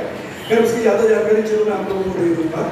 तो मैं समझता हूँ एसोसिएशन बना के आपने ज़बरदस्त, बहुत ही पावरफुल काम किया है, बहुत बहुत बधाई हो। जैसे कि मैंने कहा था, मैंने सोचा नहीं था मैं क्या बोलूँगा, लेकिन अब आप लोगों को सुनते हुए और आप लोगों को देखते मुझे ऐसे लगता है, आप में से कितने लोग प्रोफेशनल हैं, जो अपने आप को प्रोफेशनल समझते हैं। मैं प्रोफेशनल मैजिशियन हूँ, मैं प्रोफेशनल एंकर हूँ, मैं प्रोफेशनल वेंट्रोलॉजिस्ट हूँ, मैं प्रोफेशनल कैरिकेचर आर्टिस्ट, जो भी है, कितने लोग प्रोफेशनल ये काम करते हैं? सोच के बोल रहा है, अगर आपको लगता है मैं प्रोफेशनल हूँ, ओके, बहुत बढ़िया, बहुत अच्छी बात है। 90% लोगों ने हाथ ऊपर उठाया, बधाई हो। हम प्रोफेशनल किसे कहते हैं? लेकिन एक बात याद रखिए, एक जनरल आदमी से ज्यादा प्रोफेशनल आदमी को हमेशा ज्यादा पेमेंट मिलती है, किसी भी क्षेत्र में आप चले जाइए। लेकिन आप प्रोफेशनल किसे कहते हैं? चलिए, मैं प्रोफेशनल पे आने के पहले संदीप ने मेरे बारे में बहुत जरूरत से ज्यादा तारीफ कर दी। मैंने उसको लिख के दिया था ये बोलना, उसने एग्जैक्टली वही बोला। लेकिन आइए मैं आपको मेरे बारे में कुछ बताता हूँ 5 मिनट आप लोगों की आज्ञा, क्योंकि ये एक्सपीरियंस डेफिनेटली आप लोगों को काम आएगा, ऐसा मेरा मतलब पूरा विश्वास है। Yes sir. बहुत ही मिडिल क्लास नहीं, लोअर मिडिल क्लास फैमिली में पैदा हुआ था मैं, और मेरा सपना था कि मेरे को अगर 4 फिगर सैलरी यानी अगर 1000 रुपये का पगार मिल जाए तो मैं धीरूभाई अंबानी, उस लेवल की सोच थी। और टिपिकल गुजराती होने की वजह से मेरे को जॉब भी करने में पहले से इंटरेस्ट नहीं था। और मेरे कॉलेज में जब मैं जीएस था, मैंने पढ़ाई में बहुत कमज़ोर था, एसएससी 35% से पास किया, 11th फेल हो गया था, और उसके बाद मैंने पढ़ाई छोड़ दी। पढ़ाई छोड़ने के बाद मैं पत्रकार के रूप में काम कर रहा था। मुझे पता चला कि IAS नाम की एग्जाम होती है, शायद आप लोगों ने नाम सुना होगा, जो मतलब कलेक्टर लेवल की एग्जाम होती है, लेकिन उसके लिए ग्रेजुएशन होना बहुत ज़रूरी है। तो मैंने वापस पढ़ाई शुरू की, कीर्ति कॉलेज में एडमिशन लिया, और मैं वहाँ का जब GS बना था तो मेरे टीचर ने मेरे को एक टॉन्ट मारा कि GS है, हर चीज़ जो एक्टिविटी अकेले करता है, तो ग्रुप डांस ड्रामा ये तो करेगा नहीं, कुछ अकेला करेगा। तो मैंने सोचा हाँ कुछ अकेला करना चाहिए, क्या करना चाहिए, आता कुछ नहीं था। तो उन दिनों वो एक शायद आप में से बहुत कम लोगों को मालूम होगा, सोचू को और संदीप को मालूम होगा, शायद अंसारी को भी नहीं मालूम होगा, GK कुलकर्णी गोरेगांव में हुआ करता था। ये वो कलर रिकॉर्ड और रेनबो चीज और वो सब बनाता था। तो 2 आइटम उसके पास से लाया, और एक बहुत ही मशहूर कलाकार है, कई फिल्मों में आ चुके हैं, लेकिन आप लोग शायद पहचानेंगे, मुन्ना भाई MBBS में जो पेशेंट बना था, यतिन कार्यक्रम, उससे मैंने मैजिक की किट उधार ली मेरे कॉलेज में, और मैंने मेरा पहला मैजिक शो किया था। आज तक मैंने यतिन को उसकी किट वापस नहीं की, आज भी मैं उससे कहता हूँ कि मैं वापस दूंगा भी नहीं। और वो किट में कुछ नहीं था, एक कम टिप थी, क्योंकि आप लोगों को मालूम है से मैं नाम यूज कर रहा हूँ एसोसिएशन की बात है। एक सिल्क था, फ्यूचर फंगस था, और रेनबो चिप्स और कलर चेंजिंग रैपर, बस ये 4 आइटम के साथ मैंने मेरा पहला शो किया था। और उसको लोगों ने बोला बहुत अच्छा है, लेकिन आइटम बढ़ाना चाहिए, बोलता बहुत अच्छा है। उसके बाद बस शुरू हो गया। 1985 से 90 तक मैं, अगर आप में से किसी को मालूम है, ये वर्ली नाके पे अभी मेरे ख्याल से टनाटन या कोई बिस्ट्रो करके होटल है, वहाँ पर मेला रेस्टोरेंट हुआ करता था। उस मेला रेस्टोरेंट में मैं टेबल हॉपिंग करता था, टेबल टू टेबल मेरे शोज मैंने 5 साल किए, लेकिन मंडे ट्यूजडे ट्यूसडे वेडनेसडे करता था, सैटरडे संडे को मेरे बर्थडे पार्टी के शोज आते थे और वहाँ से मैंने पहला लेसन सीखा कि हम लोगों को चार्ज कैसे करना चाहिए। तो मुझे लगता है आप लोगों को बहुत 90 में मुझे बहुत बड़ी अपॉर्चुनिटी मिली हिंदुस्तान लीवर की तरफ से प्रोडक्ट लॉन्चिंग की, और लिविंग सोप का लॉन्चिंग मैंने किया। पेप्सोडेंट जूनियर ब्रश और जो पेप्सोडेंट पेस्ट है उसका लॉन्चिंग मैंने किया। और वो शो देखने एक लेडी आई थी, लिप्टास एडवर्टाइजिंग बहुत बड़ी एजेंसी है, इंटरनेशनल है, और उसने मुझसे कहा कि रमेश जी ऐसे ऐसे आपका शो तो बहुत अच्छा, आप हमारे लिए प्रोडक्ट लॉन्चिंग करोगे क्या? मैंने कहा डेफिनेटली नहीं किया, कुछ तो बोले कि वहाँ पर पहचान नहीं चलेगी, मैं आपका नाम, वो डायरेक्टर थी, बोले मैं आपका नाम रिकमेंड कर दूंगी, लेकिन आगे आपको पहुँचना उसका हमारी जूनियर टीम आपसे पूछेगी, फिर क्रिएटिव टीम आएगी, फिर सीनियर टीम, फिर बजटिंग टीम, उसके बाद ये फाइनल होगा। और मुझे 4 बॉम्बे, दिल्ली, चेन्नई और कोलकाता, ये 4 सिटी में 10-10 मिनट के शोज दिए गए थे। उनके सब डीलर आएंगे 5 स्टार होटल में, सिर्फ 10 मिनट का समय। तो बोले हम पहले आपका डेमो देखेंगे, डेमो के लिए उन्होंने मुझे पैसा नहीं दिया था। अब लिप्टास जैसी एजेंसी है तो मैंने अपनी जेब से पैसे डालकर शिवाजी मंदिर के 4th फ्लोर में ऑडिटोरियम हुआ करता था, आज है या नहीं मुझे नहीं मालूम है, वहाँ मैंने उनको डेमो दिया। उनको इतना पसंद आ गया, बोलते चलेगा लेकिन प्रोग्राम जो है 10 मिनट नहीं, हम आपको केवल 5 मिनट, 4.5 मिनट प्रिसाइसली दे सकते हैं। मैं बहुत ही अंदर का गुण आपको बता रहा हूँ, मैं आज क्या हूँ मैं आपको वो भी बताऊँगा। तो 4.5 मिनट में मैं क्या करूँ, मुझे समझ में नहीं आया। तो मेरा उसमें क्या कि ज्यूरियल शो में मैं आपको बता दूँ, आप मैजिशियन होंगे शायद इस आइडिया को आप कहीं और एंगेज कर सको। तो स्टेज के ऊपर पब्लिक बैठी हुई है, मैंने मतलब स्टेज के ऊपर अचानक से म्यूजिक के साथ पानी आने लगता है, पानी धीरे धीरे 2 इंच, 4 इंच, 6 इंच बढ़ने लगता है, और अचानक उसमें फिशेस आने लगती है, छोटी मोटी मछलियाँ तैरती है, और एक छोटी मछली उनका कॉम्पिटिटर है गोदरेज, सिंथॉल नाम लगा के आता है, और जैसे ही सिंथॉल आता है म्यूजिक स्टॉप हो जाता है और वो अपने आप को मार्केट किंग समझता है। और इतने में बड़ा बैंग होता है और डॉल्फिन आती है, रील्स का डॉल्फिन था, और डॉल्फिन और गोदरेज के बीच में क्लैश होता है, और डॉल्फिन जो है सिंथॉल को पूरा निगल जाती है, और उसके साथ लाइट आती थी और लिटिल सोप का बड़ा बॉक्स आता था। अब मुझे ये भी मालूम था कि लोग तुरंत भाग के आएंगे पब्लिक में से, जो पानी कहाँ है, मछलियाँ कहाँ है, तो वो सब सेटअप बिजनेस सीक्रेट है जो आप में से कई लोगों को मालूम भी होंगे, लेकिन वो सब मेंटल प्रिपरेशन के साथ मुझे मालूम था क्या करना है क्या नहीं। 4.5 मिनट का एक लेके मैं, मिसेस डिसोजा उनका नाम है, 90s में उनके हस्बैंड डायरेक्टर थे, मैंने करीब 40,000 रुपये का बजट बनाया 1990 में, जिसमें से करीब 20,000 मेरी कमाई थी नेट प्रॉफिट, लेकिन मुझे मालूम है लिप्टास है, हिंदुस्तान लीवर है, और 20,000 1990 में मेरे लिए मतलब लाखों रुपए से बढ़ गए। ये 5 साल में थोड़ा बहुत पैसा देख लिया था, इससे ना चार्ज करने लग जाता था। तो मैं मिसेस डिसोजा के पास गया, मैं पर शो 40,000 तो मैंने मेरा कागज उठाया, बोलता है रुपेश वोंट वर्क, मैं नहीं चलेगा। तो मैम फायदा क्या है, आप बोलो मैं कम कर दूँ पैसा थोड़ा बहुत, मैं इसमें 10-12 हज़ार कमा रहा हूँ। नहीं Rupesh, anything less than 6 figure in Hindustan Lever is out. 1 lakh से कम अगर तुम हिंदुस्तान लीवर को चार्ज करोगे तो हिंदुस्तान लीवर तुमको आउट कर देगा। तो रेट बढ़ाओ, लेकिन रेट के साथ उसकी वैल्यू बढ़ाओ। तो वैल्यू क्या बढ़ानी चाहिए, तो शायद संदीप और सुचू को मालूम हो, उन दिनों वो माइकल करके एक डांसर था, ब्रेक डांस करता था, तीनों का ग्रुप था, धारावी में रहते थे बराबर। तो माइकल और वो तीनों जन थे, वो लोगों को डांस में लिया, एक जन को लाइट के लिए लिया, और एक जन को 3.5 मिनट लिखना मुझे, फिर भी वो स्क्रिप्ट राइटर, ऐसे 7 जन की टीम बनाई, और 1 लाख रुपए का बजट उस वक्त सैंक्शन हुआ, पास हुआ। 1,05,000 ऑफकोर्स पीडीए सीओ करके बोले आपने कम आता था, वो इनकम टैक्स भरता नहीं, जैसे वो चला गया उन्होंने। तो मैंने मैडम से पूछा, मैडम मुझे आप गाइड कीजिए, मतलब मैं तो छोटा मोटा मैजिशियन हूँ, उन दिनों में 1,000, 1,500, 1,500 ही चार्ज करता था।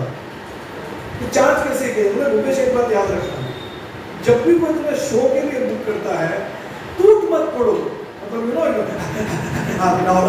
पैसा आप बोलो, मैं आता हूँ, बोलो क्या प्रोग्राम है, हमेशा सामने को प्रोग्राम क्या है, तो लगा बर्थडे, कितने लोग आ रहे हैं, बोलो ये मैं इसलिए पूछ रहा था कि आप और मैं चाहते हैं कि अपना प्रोग्राम भीड़ बनाए, देखिए आप मुझे बुक करो या किसी और को बुक करो। आप हो सकता है एक बार मैं अगर अच्छा नहीं परफॉर्म करूंगा तो आपका 2-4 हज़ार जाएगा, पैसा आप वापस कमा लोगे,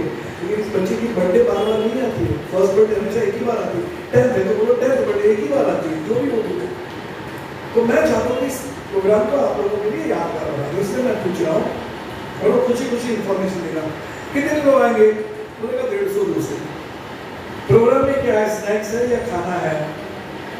बोलेगा स्नैक्स है या खाना है। इसलिए ये सब बातें जो है आपको बजट बनाने में बहुत काम आती है। फॉर एग्जाम्पल, अगर वो बोलता है कि हमारा प्रोग्राम घर पे है, तो समझो कि इस बंदे का बजट कम है। वो बोलता है बैंक्वेट हॉल में है, मतलब इसका बजट अच्छा है। नहीं, हमारा प्रोग्राम रमाड़ा इन में या ललित में है, मतलब 5 स्टार वाला बंदा है। अब इसको आप उस लेवल से सोचना चालू करो। नाश्ते में क्या है? सिर्फ नाश्ता है, मतलब बजट कम वाला आदमी है। खाना रखा है, कॉकटेल पार्टी है, बजट ज्यादा वाला आदमी है। तो इस तरह से हमको ये प्रयोग करना भी। उसके बाद उन्होंने मेरे को सबसे बड़ी मास्टर की बोले, भूपेश को दादर में रहता है, दादर में कोई बोलेगा बर्थडे पार्टी करनी है गुरु हॉल में, 1000-1500 बराबर है। पैडल रोड मैपेंसी रोड पर अगर 1000-1500 बोलेगा ना, तो सोचिए नल्ला आदमी है, शायद दम नहीं है इसमें। वही शो करो 5000, दहीसर मीरा रोड में वही शो 750 मुझे देना पड़ेगा। शो वही है, लेकिन नंबर 1 वेन्यू क्या है, पब्लिक कितनी आ रही है, प्रोग्राम किस तरह का, ये चीजें आपको बहुत हेल्प करेगी आपका बजट डिसाइड करने में। तो ये जो मेरा एक्सपीरियंस है मैं आपके साथ शेयर कर रहा हूँ। और 1990-95 के बाद मैंने, मतलब 1990 में मेरा थिएटर शो मैंने लॉन्च किया, दवेज वर्ल्ड ऑफ मैजिक के नाम से। उन दिनों थिएटर बहुत कम थी, तो शिवाजी नाट्य मंदिर, बिरला क्रीड़ा केंद्र हुआ करता था चौपाटी, दीनानाथ और प्रबोधन कर 6 महीने पहले बुक किया था हमने। और कोका कोला से, थम्स अप से स्पॉन्सरशिप ली, कोका कोला नहीं था उन दिनों इंडिया में। 6 महीने पहले हॉल की बुकिंग की, लेकिन अनफॉर्चुनेटली जिस सैटरडे संडे को मेरे शो थे, उत्तर रामायण आ गया, पब्लिक नहीं मिली। लेकिन उस शो ने मुझे बहुत पब्लिसिटी दी, मेरी पहली फॉरेन टूर मुझे दुबई मस्कत की वहाँ से मिली। एक शो के लिए मुझे बुक किया गया था 2 दिन के लिए, मैंने टिकट ओपन ली थी, मैं वहाँ पर 16 दिन रहा, मैंने 18 शोज किए। और वो शो में से जो पैसा मिला, वो मैं जो भी शो में से मिलता था, मैं लाके पैसा कहीं ना कहीं राइट जगह पर इन्वेस्ट कर देता था। मैंने नहीं बोला शेयर मार्केट में जाओ, गोल्ड में जाओ, मैं जगह में डालता था। मेरी 2 जगह है, एक होटल है। आज मैं कुछ भी काम नहीं करूँ तो महीने का मैंने 3-4 लाख रुपए का इनकम, पैसिव इनकम कमा के रखा है सिर्फ मैजिक के ऊपर। और आज अगर मैं शो लेता हूँ तो मैं दादागिरी से मुझे मजा आता है। मैं तो कुछ गुजराती ग्रुप है तो पहले बोलेंगे ये तारीख फ्री है, हाँ फ्री है, कितना लेते हो, मान लो 2 लाख रुपए लेता हूँ। अच्छा एक साल एक काम करो ना, 50,000 दे दूंगा। अच्छा वैसे भी आपके पास डेट तो फ्री है, घर पे बैठे इससे अच्छा 50,000 कमाओ। नहीं, अपनी वैल्यू खुद करना सीखो। 92 के बाद मैंने डिसाइड कर लिया कि मैं बर्थडे पार्टीज नहीं करूँगा। मैंने बर्थडे पार्टीज टोटली बंद कर दी। उसके अलावा मैं थिएटर शो में ज़्यादा नहीं चली, क्योंकि गोडाउन चाहिए था, ये वो सब था। फिर मैंने पर्सनालिटी डेवलपमेंट में मैजिक को यूज़ करना शुरू किया। और आज बावान group of company, Dubai Muscat, Godrej, Anchor, Panasonic, इन बड़ी बड़ी कंपनियों को मैं मैजिक के द्वारा पर्सनालिटी डेवलपमेंट सिखाता हूँ। टीम बिल्डिंग, गोल सेटिंग पर, मतलब मैजिक का उपयोग कहाँ कहाँ हो सकता है। मैं मानता हूँ, मतलब जैसे इकबाल ने कहा, बहुत सही कहा, सोशल मीडिया के ऊपर चमकना ही चाहिए। अनफॉर्चुनेटली 1950 और 2000 के बीच में मेरे जैसे जो पैदा हुए, हम लोग उतने कंप्यूटर फ्रेंडली नहीं है। हमें अपनी लिमिटेशंस भी मालूम होनी चाहिए। मैं मैजिक शो करता हूँ, लेकिन मुझे मालूम कि मेरी लिमिटेशन, मैं अच्छा वक्ता हूँ। तो मैंने क्या किया कि वो मालूम है चांदनी चौक में चाइना फिल्म आपने देखी सकते, उसका एक मास्टर की डायलॉग है, जब वो पूरी पिक्चर अक्षय कुमार पीटते रहता है और लास्ट सीन में उसका गुरु को बोलता है, तो सोच तेरे पास कोई एक ऐसी चीज होगी जो तुझसे बेहतर कोई नहीं कर सकता। और उसमें उसको मास्टर की उसने ये दी थी, मुझे तुम्हारी उन 10,000 मुंह से कोई खतरा नहीं है जिसे तुमने एक बार प्रैक्टिस की है। ध्यान में रखो, मुझे तुम्हारे 10,000 मुंह से कोई खतरा नहीं है जिसे तुमने एक बार प्रैक्टिस की है। मुझे तुम्हारी उस एक मुंह से खतरा है जिसे तुमने 10,000 बार प्रैक्टिस किया। सिद्धों के अंदर झांक, कुछ तो ऐसा होगा जो तेरे से बेहतर। फिर क्या कहता है, वो आटा गूंथता था, आलू काटता था, and then he means the thing. मुझे लिमिटेशंस मालूम थी। मेरे दोस्त लोगों में अतुल, समीर, दीपक, जो हमारी एज के सब जितने भी है, सब अपने अपने फील्ड में माइंड थे। मुझे मालूम था मुझे प्रैक्टिस वाली चीजें नहीं आती है, मैं बॉडी वर्क नहीं कर सकता हूँ। मैं मैकेनिकल मैजिक के ऊपर गया, लेकिन मैंने अपनी जबान जो है जिसके ऊपर से मैं कमा सकता हूँ उसको यूज करना चालू किया। मेरी वेबसाइट पे आप जाएंगे तो शायद आप में से अगर किसी ने होर्डिंग्स देखे होंगे तो उद्धव ठाकरे की जब मतलब युवा सेना स्थापित हुई थी, मैंने उन लोगों के शो किया और बड़े बड़े होर्डिंग पूरे मुंबई में सिर्फ 3 ही फोटो थे, बाला साहब, उद्धव, आदित्य और मेरा। और मेरे प्रोग्राम में मैं पॉलिटिशियन को भी बोलने नहीं देता हूँ, चाहे वो देवेंद्र फडणवीस थे या उद्धव ठाकरे जी थे। मेरी मैजिक अकेडमी जो मैंने ओपन की उसकी ओपनिंग जो चंद्रेश नहीं आया उसको मालूम है राज ठाकरे ने आकर की। मैं आज केवल IAS IPS ऑफिसर लोगों को, गवर्नमेंट एजेंसियों को मैजिक, मेरा बेस मैजिक ही है, एक्स्ट्राऑर्डिनरी कुछ नहीं है, उसको आजू बाजू में मसाला लगा दिया है, करता मैजिक क्यों? तो उस मैजिक के द्वारा आज भी मैं इम्प्रेस करता हूँ। आज मेरे थिएटर शो चलते हैं सिक्स सेंस के नाम से, मिस्टर बी सिक्स सेंस। ये कोरोना के टाइम पे सब बंद हो गया, अदरवाइज किसी भी थिएटर में आप जाओ, किसी भी मैनेजर को पूछो, 1500 रुपये मेरी आगे की टिकट थी और पीछे की टिकट थी वो थी 200 रुपया, बालकनी प्रबंधन का ढाकरे में। वो शोज ने मुझे फॉरेन के बहुत सारे शोज दिलाए और ये मेरी जो जर्नी है वो इसलिए मैं यहाँ पर पहुँचा हूँ क्योंकि मैं अपने आप को प्रोफेशनल बनाता चला गया। मैंने आपको मीटिंग कितना टाइम मुझे देना बोलिएगा उस हिसाब से समय बढ़ा देंगे। अच्छा, आप लोगों को कभी भी ऐसे लगे कि भूख लगी है या रुकना है, थोड़ा सा क्या पर आर्टिस्ट ना सामने ऐसे बैठता तो समझना, ये आर्टिस्ट को समझ में आना चाहिए कि भाई वो बोर कर रहा है, ये है वो है, और उसे स्टंट करके चेंज होना चाहिए। तो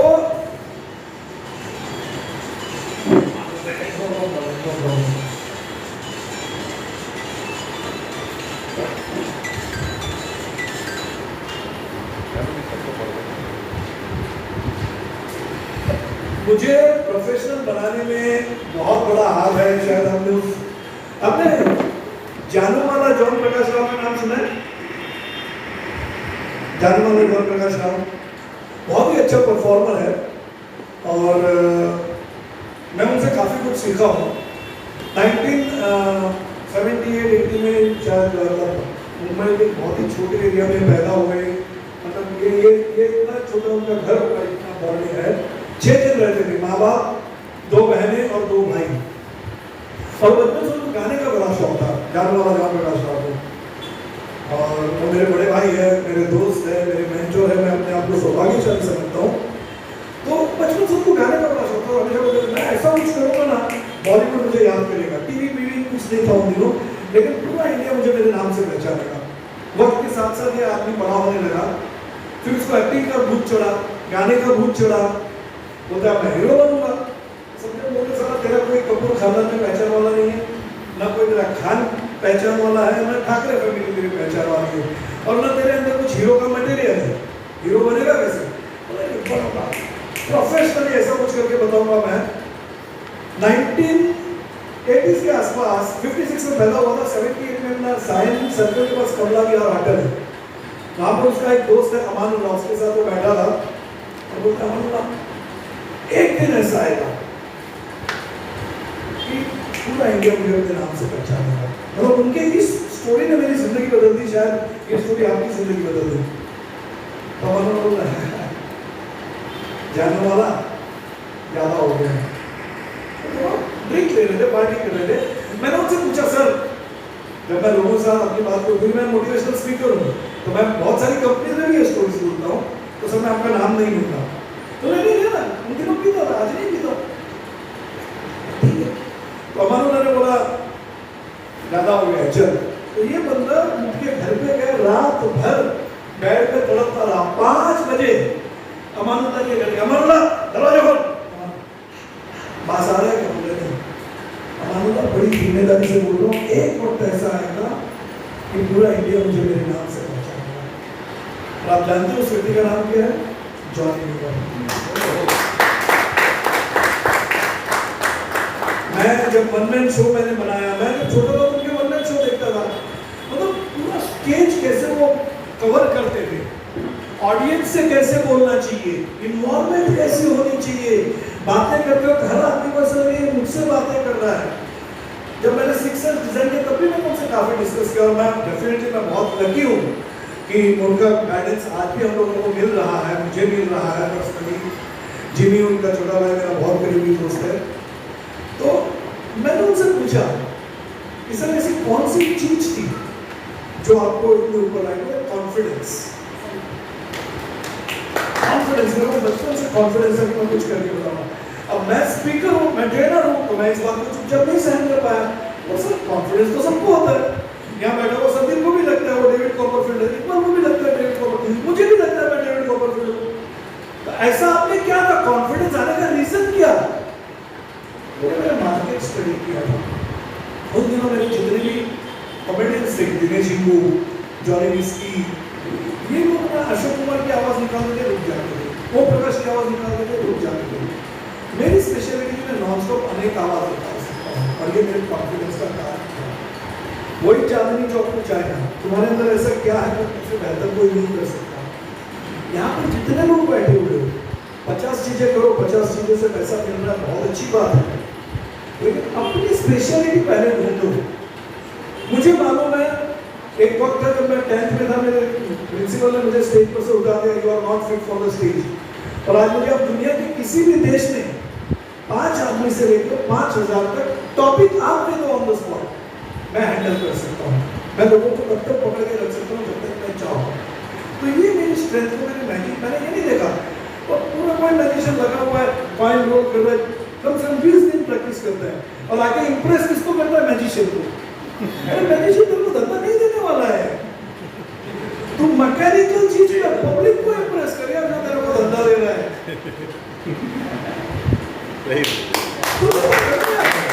माल किधर से आता है? तुम ये देखो, माल किधर से? अपने अंदर की उस गुण को पहचानो जो तुमको टॉप पर लेके जा सकता है।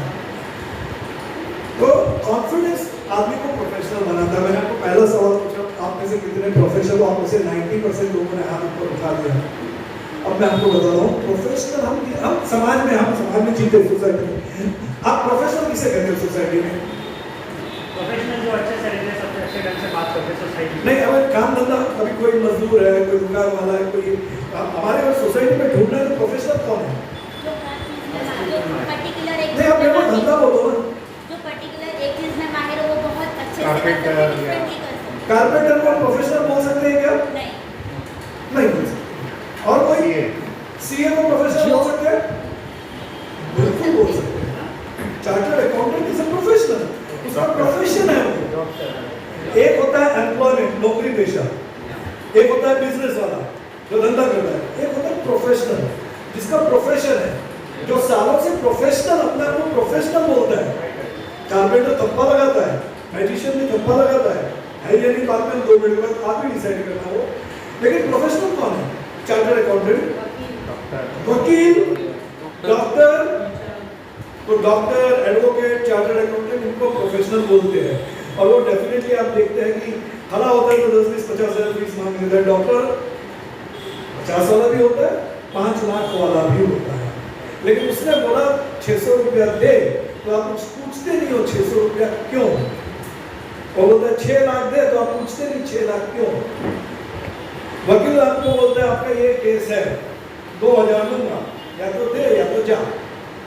ये प्रोफेशनल लोगों की ताकत है, उनके पास वो नॉलेज है। तो आदमी प्रोफेशनल कैसे बनता है?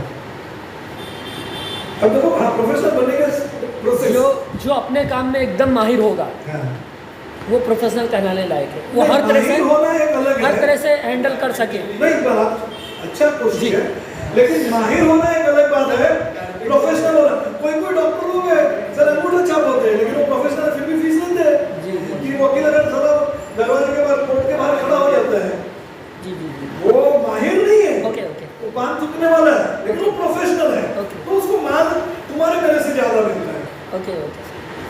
तो माहिर होना और प्रोफेशनल होना अलग अलग बात है। अच्छा, आदमी प्रोफेशनल बनता कैसे है? चलो हम एग्जांपल लेते हैं वकील, डॉक्टर और सीए का। कैसे बनता है आदमी प्रोफेशनल? 4 ई होते हैं। पहला ई जो है वो एजुकेशन होता है, या 3 ई पे भी आ सकते हैं। एजुकेशन वो जो है ना, एजुकेशन वो ग्रेजुएट तक नहीं पहुंचता, ग्रेजुएशन नहीं करता, 10वीं 12वीं के बाद वो 4 साल का स्पेशल कोर्स जो होता है ना एजुकेशन, वो करता है। सीए इंटरमीडिएट, मतलब एंट्री, इंटरमीडिएट, फाइनल। एडवोकेट 3 साल का कोर्स और 5 साल का कोर्स, डॉक्टर 4 साल का MBBS कोर्स, एजुकेशन।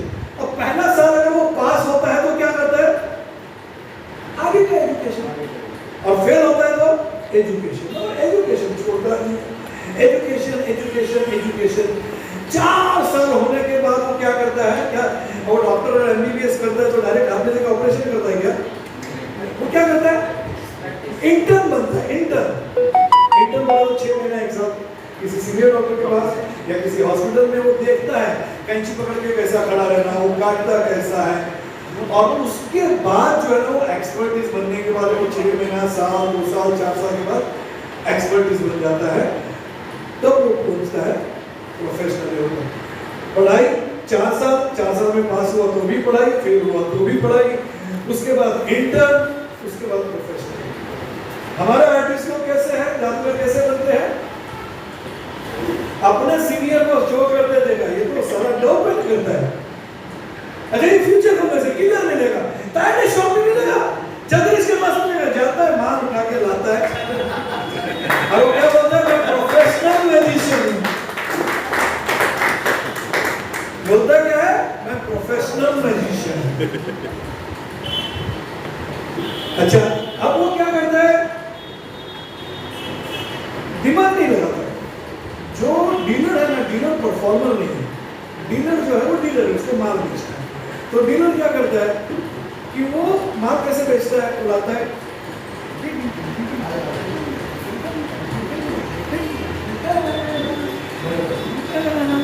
ये डीलर करता है ना, तो जो हमारा प्रोफेशनल मैजिशियन क्या करता है? उसको देखता है, अच्छा ऐसे करने का होता है क्या धमकी को? वो भी पब्लिक के सामने जाता है,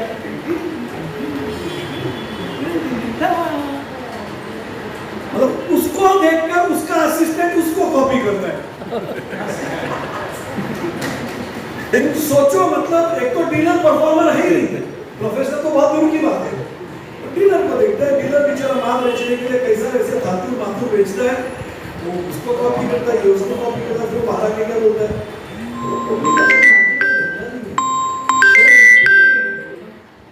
कैसे मिलेंगे? अपनी औकात को बढ़ाओ ना यार। तुम्हारे पास ऐसे क्या है कि लोग तुम्हें शो देंगे?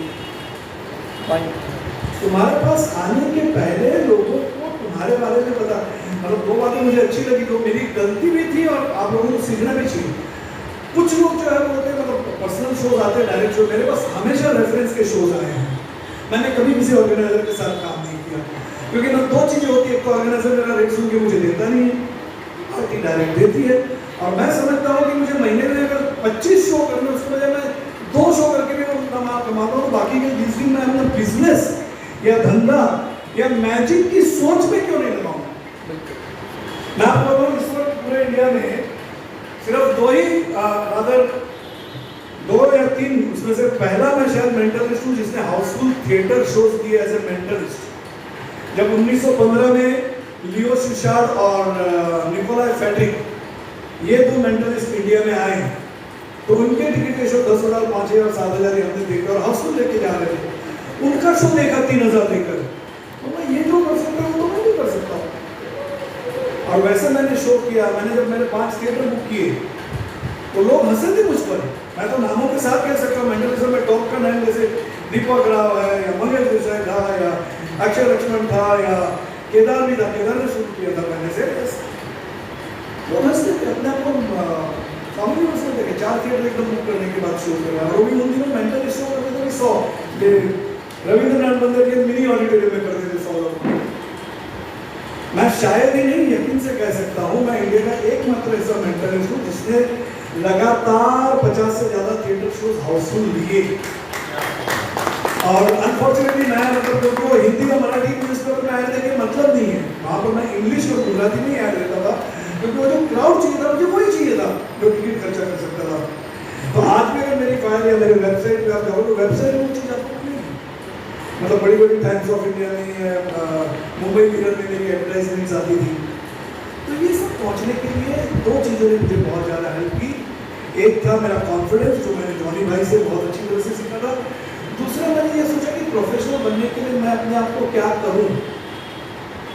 आज भी दिन में आधा घंटा मैं मैजिक शो के कन्वेंशन में जाता हूँ, या अगर मेरे दोस्त सभी जैसे हंसा जैसे मुझे बुलाते तो मैं मीटिंगों में आता हूँ, लेकिन अगर मैजिक का कन्वेंशन चल रहा है तो मैं मैजिक सीखता नहीं वहाँ पर, मुझे मालूम है मैं मैजिक अटेंड करने वाला ही नहीं हूँ। मैजिक मेरा शौक है, मैजिक मेरी जान है। मैं आज भी अगर कलेक्टर या मिनिस्टर को मिलता हूँ, अगर मेरा फोन अगर मैं 2 मिनट का ब्रेक में बताऊंगा तो आप किसी भी सेलिब्रिटी का पॉलिटिशियन का नाम लीजिए, मेरे साथ जैसे कंधे पे हाथ डाल के फोटो है, या बॉलीवुड के लोगों के साथ है, लेकिन बताता मैं मैजिक क्यों, एंट्री वहीं पर करता हूँ, लेकिन मैं मैजिक सीखने के लिए इतना दिमाग ज़्यादा नहीं लगाता। मुझे मालूम है मेंटलिज्म करना, मैं सिर्फ मेंटलिज्म के ऊपर ही ध्यान दिया, मेंटलिज्म की कोई नहीं चीज दिखी कि मैं उसके लिए हाथ धो के पड़ जाता हूँ। मुझे मालूम है मुझे आगे चाहिए क्या। मुझे ऐसा लगा कि मैंने मेरा एजुकेशन लिया, एजुकेशन को मैच करते हुए मैं कौन से इफेक्ट बताता चलूँ। उम्र के साथ साथ आपके मेरे बाल सफेद हो गए तो मैं कुछ बालों के साथ मैं क्या चीजें बताऊँ। मैं जब एंट्री लेता हूँ, मुझे मालूम है थिएटर के ऊपर बहुत सारे लोगों की अलग अलग एंट्री लेने की स्टाइल है। मेरे थिएटर में मेरा सेट होता है पूरा, और बीच में बड़ी स्क्रीन एलईडी वाली होती है, प्रोजेक्टर नहीं होता है। मेरी जब एंट्री भी होगी तो लाइट म्यूजिक चलेगा, और वहां से जैसे वो मेरा शोरिंग करा है मेरा, उसके बाद मैं एंट्री लूंगा, ये नहीं है।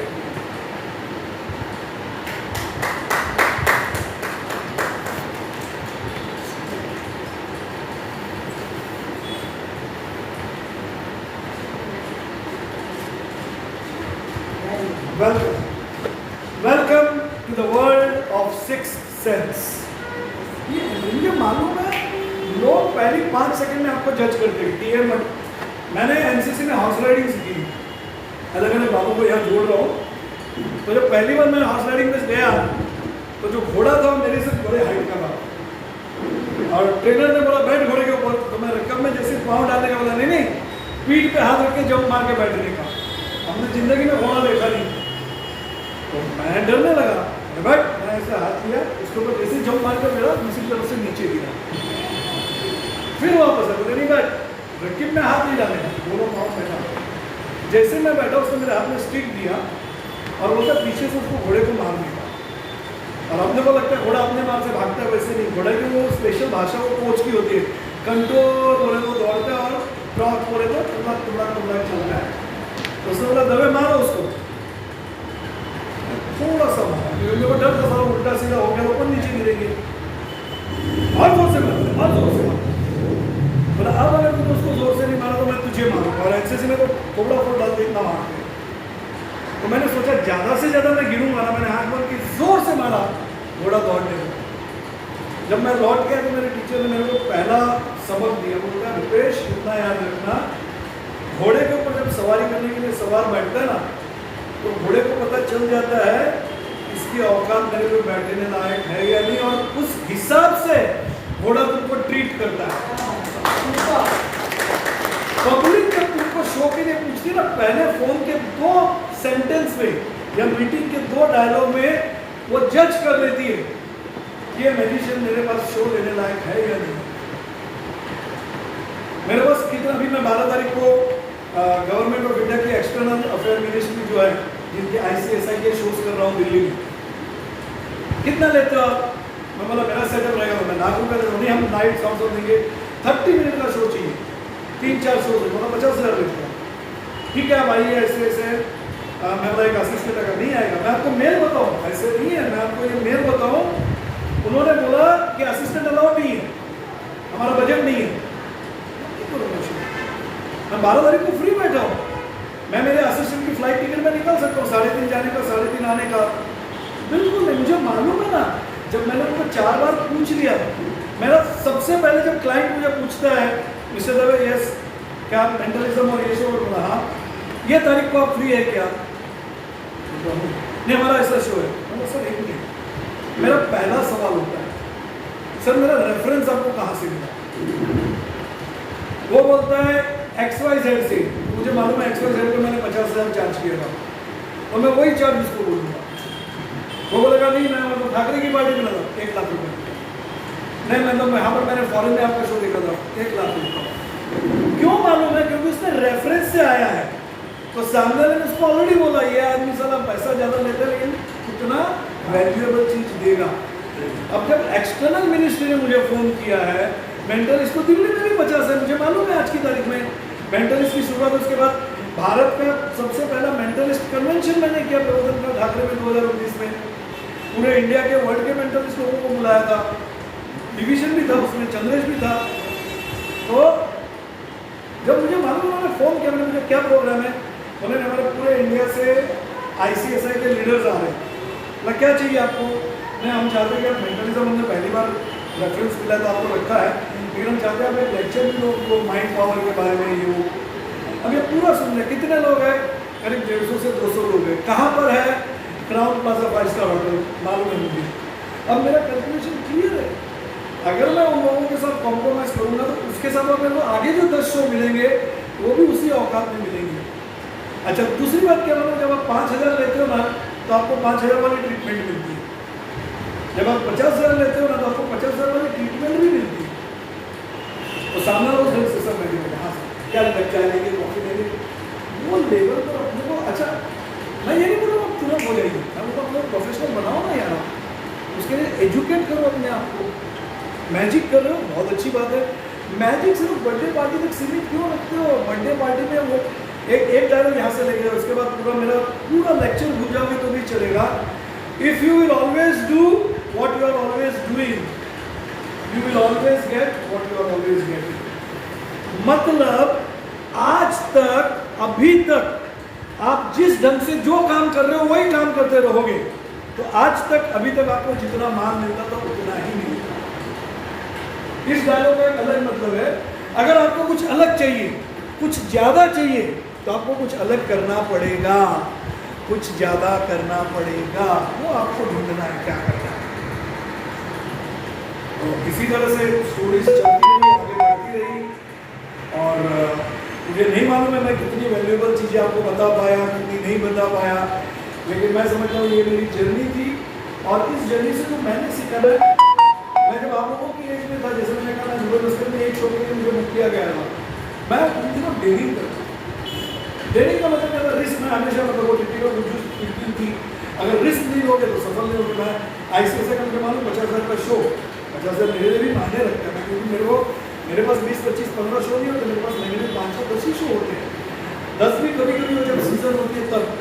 तो मुझे मालूम है ये शो जाएगा तो आगे के 5 शो रहने वाले, तो मुझे मिस भी नहीं करना है, लेकिन एट द सेम टाइम मुझे ये भी तो प्लान करना है कि अगर मैंने कम नहीं किया तो आगे भी तो नहीं कम शो मिलेंगे।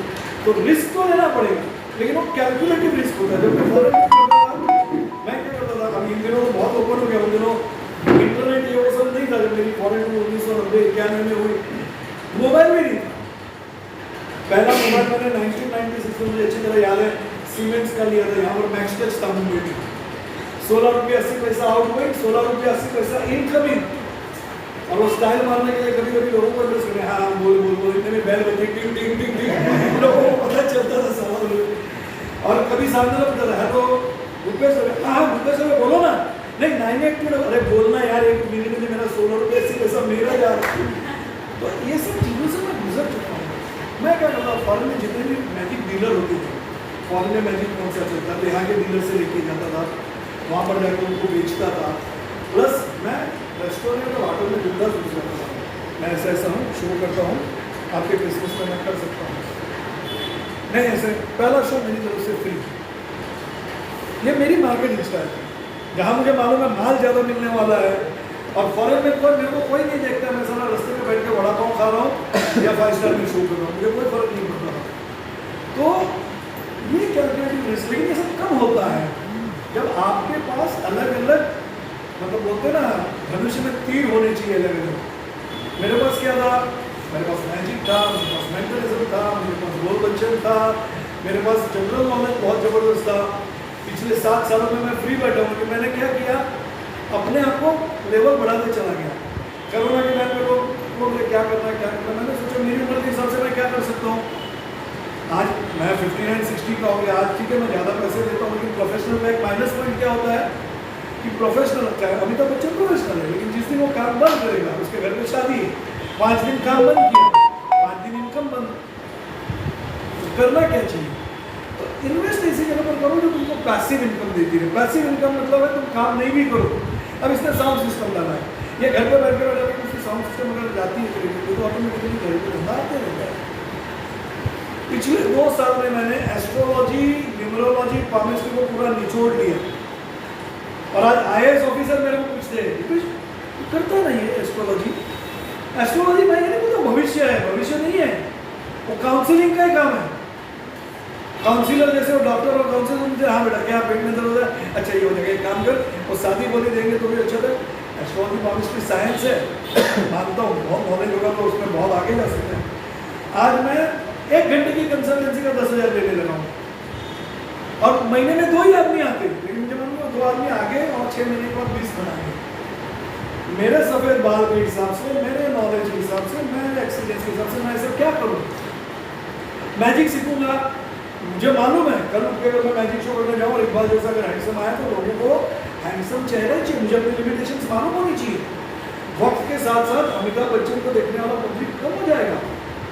वो अमिताभ बच्चन इसलिए देख रहे, शशि कपूर और अमिताभ बच्चन साथ में आए, शशि कपूर हीरो आता था तो कोई देखता नहीं था उसको। तो अपनी लिमिटेशंस मालूम होंगे, ऐसे फील्ड में आगे बढ़ाते जाओ जो तुम्हारे इस नॉलेज को आगे बढ़ाए। तुम स्कूलों में मैजिक शो को पर्सनैलिटी डेवलपमेंट में चालू करो, स्कूलों में शो फ्री करो और 50 आइटम बेचो। मैंने किया हुआ वो सब, स्कूल में जाकर बच्चों को शो फ्री, क्या बात है फ्री, लेकिन आप पेरेंट के साथ होना चाहिए। और उसके बाद बोलता था कि आपको पर्सनल डेवलपमेंट मैजिक सीखना, मैजिक आइटम का मेरा स्टॉल होता था और उसका मेरा शो का अगर मेरा 500,000 रुपये था तो मैं मैजिक आइटम से 2-3 हज़ार कमा।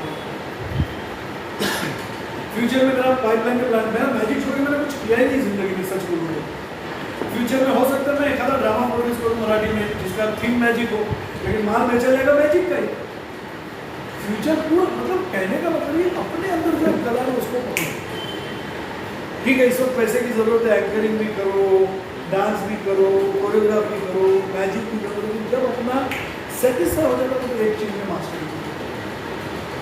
पर बोलते ना कि पत्थर फोड़ने में अगर रहता है इतनी मास्टरी करो तो बिल गेट्स आके बोले कि मेरे को पत्थर फोड़ने वाला ये बिजनेस रवि चाहिए इंडिया में, तुमसे बेहतर पत्थर फोड़ना किसी को नहीं आना चाहिए। मुझे मालूम है मेरे पास मैजिक ट्रिक्स, अगर आप मुझे इफेक्ट पूछो, सीक्रेट पूछो ना तो मेरे को 15-20 ट्रिक्स से ज़्यादा सीक्रेट नहीं मालूम है, सच्ची में नहीं मालूम है, मतलब परफॉर्मिंग सीक्रेट। बाकी वैसे सीक्रेट लोगों की इतने साल से मैजिक देख रहा हूँ सब सीक्रेट मालूम है। मैंने सोचा मेरे थिएटर शो में मैं कितनी आइटम करता हूँ, स्टार्ट से मेरे 2.5 घंटे का शो है, 12 आइटम होती है, पार्ट 1 तैयार है, पार्ट 2 तैयार है, पार्ट 3 36 आइटम हो गया। मेरी पहला शो मेरा 5 साल चला, अब करोगे के बाद पार्ट 2 आएगा, पार्ट 3 आएगा, 10 साल होते होते ये वाला पार्ट लोग भूल जाएंगे, वापस में पार्ट 1 को ही old wine in new bottle लेके आऊँगा, मेरे डायलॉग बदलते हैं। मैं आपको तो मैजिक नहीं बिकता है, मैं आपको और एक अच्छा सीक्रेट बताता हूँ, मैजिक आगे पीछे के इमोशंस बिकते हैं, इवेंट नहीं बिकता है, कोरियोग्राफी उसके इमोशंस बिकते हैं, उसके पीछे स्टोरीज बनते हैं। सही है गलत है और सामने को प्रूव करने को। तो एक बार एक पॉलिटिशियन था, उसका इलेक्शन आ गया 2 दिन पहले, लिटरली 10 दिन के बाद इलेक्शन था और अचानक गांव में बाढ़ आ गई, बहुत सारा नुकसान हो गया। उसने 4 80 पीए को बुला लिया, इधर इधर इधर इधर, ये कभी कभी यूज करना, हर बार मत करना। बोले मेरे को लास्ट सभा कल है, कल तक मुझे इन्फॉर्मेशन चाहिए कितना नुकसान हुआ, कितने घर, कितने करोड़ का नुकसान हुआ। उसके 4-5 पीए ने 50 दिन को जमा किया, पूरा दिन मेहनत किया। दूसरे दिन आगे तो सर इतना ज़्यादा नुकसान हुआ ना कि इन्फॉर्मेशन अगले 15-20 दिन तक मिलना मुश्किल है। तो क्या बात है, 10 दिन के बाद तो इलेक्शन फिर मैं कैसे लोगों को बोले सर नहीं हो सकता है। दूसरे दिन वो पॉलिटिशियन जाके खड़ा हो गया। भाई और बहनों, कल अपने उस गांव में बाढ़ आई, 6,800 गाय भैंस मर गई, 40,200 घर डूब गए, 58,640 रुपये का नुकसान हो गया। अभी असिस्टेंट पड़ा, हम इसके असिस्टेंट है, हमारे अलावा कोई नहीं है। और जो इन्फॉर्मेशन आने को 15 दिन लग सकते हैं, इसको मिल कैसे नहीं? इलेक्शन हुआ, ये बंदा जीत गया, इसका सर एक बात सीक्रेट बताइए, आपको ये इन्फॉर्मेशन दी किसी ने? कौन सी इन्फॉर्मेशन? बोले इतना नुकसान हो, गलत इन्फॉर्मेशन दी। क्या बात है? बोले गलत 15 दिन की बात। अगर सही इन्फॉर्मेशन आने को 15 दिन लगते हैं तो गलत प्रूव करने को भी 15 दिन लगेंगे ना। तब तक मेरा इलेक्शन हो गया, मैं 5 साल पहले सेफ हो गया।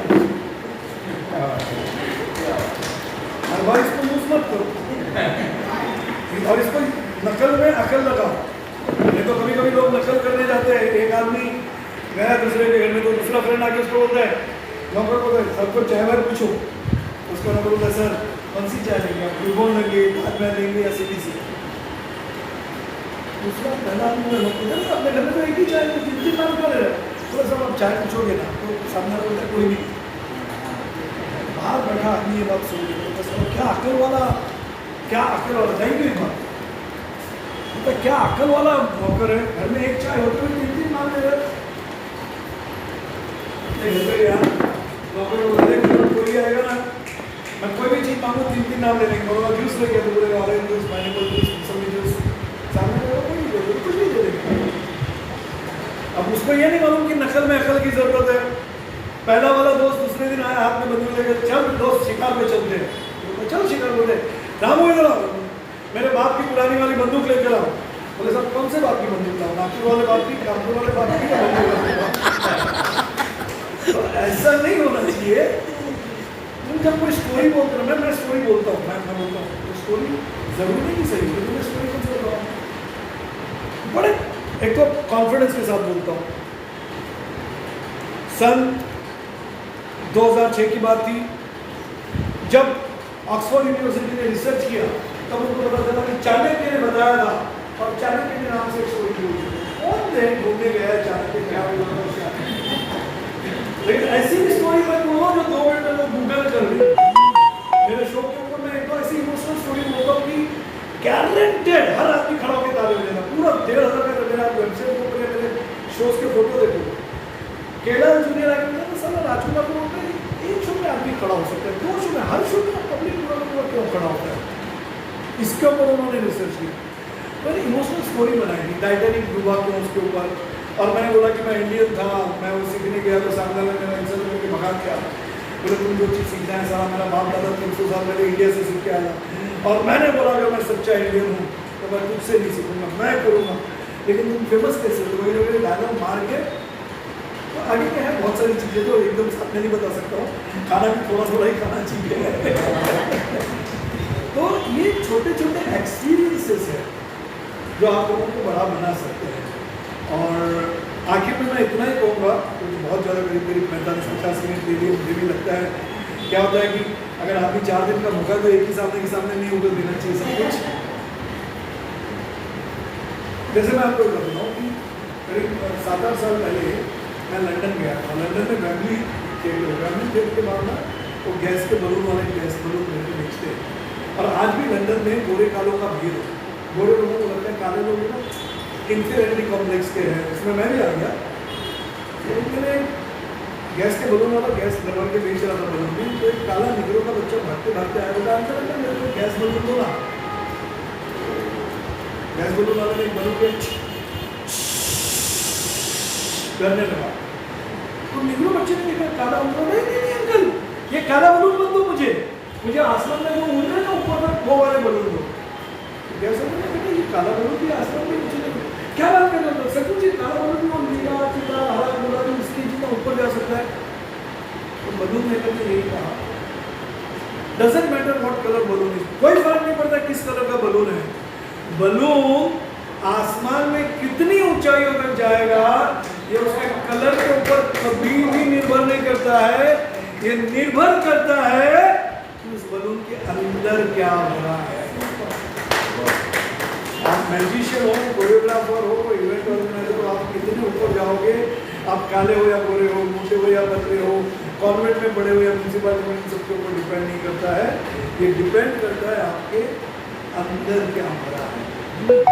और यहीं पर मैं सो कॉल्ड लेक्चर, मुझे नहीं मालूम मैंने लेक्चर लिया अच्छा किया या पढ़ा, अगर आपको किसी को कोई सवाल पूछना है तो वो मुझसे पूछ सकता है। जो मैंने कुछ बोला है उससे संबंधित अगर हो सके तो मैं 5 मिनट और हूँ आप लोगों के साथ, आप सवाल पूछना चाहे तो पूछ सकते हैं। कोई अगर किसी को पूछना है। मेरा दादर स्टेशन के पास मिसिंगा रोड के ऊपर ही मेरी एक होटल है जो बिजनेस सेंटर है, जहाँ पर से मैं 1990 में कंप्यूटर के क्लासेस चलाता था। हर बार मैं पहली बार दुबई मस्कत से सोना लेकर आया था, उन दिनों स्मगलिंग कहा जाता था। तो कस्टमर वाले ने पूछा एनीथिंग टू बी डिक्लेयर, बोला कि सोना है। हाँ ये तो स्मगलिंग है, अंदर जा सकते हो। सब मैं छोड़ कर जाता तो मेरे को एक ऑर्गेनाइजर लेके गया, पेमेंट नहीं दिया, सब बहुत परेशान हो गया, थोड़ा बहुत सो करके बोला जादूगर क्या करता है, तब करके मैंने बताया आओ। हर बार ऑफिशियली लाया, मतलब आज तक नहीं बना। हम लोग क्या करते हैं, कई बार हम लोगों को मैजिशियन लोगों को कीड़े भी होते हैं, कोई पूछना नहीं तो भी जाके ट्रिक बताना चालू करते हैं। नहीं यार, क्या जरूरत है, या तो अपनी वैल्यू एस्टेब्लिश करो। नहीं मैं मैजिशियन, एक बार अगर तुमको कीड़ा ही है ना बहुत, अगर जादू बताने का, तो प्लॉट बनाओ। फिर एक बार मैं फॉरेन गया था, ऊपर ऐसे में बैठा था, अगर तुम कहेगा मैजिशियन है तो जैसा कर सकते हैं जिसको मैं बिलीव नहीं कर सकता, मैंने करके मतलब पागल हो गया, खत्म। सामने अच्छा क्या किया था तूने, सर एक्चुअली ये माहौल नहीं है, फिर भी अगर आप चाहते हैं तो मैं बताऊँ। सब देखो मैं मैजिक करता हूँ, एक बताया बोलता वेरी गुड, तो अपने को कीड़े इतने ज्यादा होते फिर दूसरी चीज निकालते, मतलब वाह, फिर तीसरी, फिर वो कंट्रोल जाता है इधर उधर बात करने, फिर अपनी इमेज हम खुद खराब करते हैं। मत करो यार। हाँ बोलिए, अगर किसी को कोई सवाल पूछना हो तो। सवाल नहीं, मैं सेम एक्सपीरियंस जो उन्होंने बताया है, मेरे कुछ एक्सपीरियंस शेयर करना चाहूँगा इसी डॉक्यूमेंट के ऊपर, कि उन्होंने कहा जैसे वो सोना लेके आते थे, वैसे हम लोग 89 से 92 तक मैंने काफ़ी इल्यूजन शोज किए थे, काफ़ी सारे टूर्स किए थे, जहाँ पे हम लोग टेम्पो भर के सामान टेम्पो भर के सामान लेके जाते थे, जहाँ पे लड़की को काटना उड़ाना वगैरह वो सब चीज़ होता था। एंड पहले, अभी तो खत्म हो गया वो, पहले अपट्राई होता था, अगर आप मुंबई से बाहर कोई चीज़ लेके जाते हैं और उसको अगर वापस लेके आते हैं तो एक फॉर्म होता है C9 फॉर्म करके, जहाँ पे आपको डिक्लेरेशन होता है, काफ़ी अलग प्रोसेस है, लेकिन वो सब प्रोसेस करने के बावजूद भी आपको अपट्राई मार्केट के लिए रोका जाता था कि भाई पैसा निकालने के लिए। तो ये जो इन्होंने कहा है कि मैं वहाँ पे जैसे मैजिक दिखाता था, वो उससे देख क्या अंदर सामान बोला मैजिक का है, बोलते मैजिक है, क्या मैजिक है, तो मैं मैजिशियन हूँ, बोलते हाँ क्या बात है। तो एक मैजिक दिखाया उनको, गाड़ी अपनी बाहर, तो ऐसे भी यूज़ हुआ है। एंड दूसरी बात तो मैं एक रेफरेंस फिर से इनका देना चाहूँगा कि आपको आपका टारगेट ऑडियंस को आपको किसको पटाना है, किसके पास से आपको पैसे लेने हैं। ये तकरीबन 95 की बात है।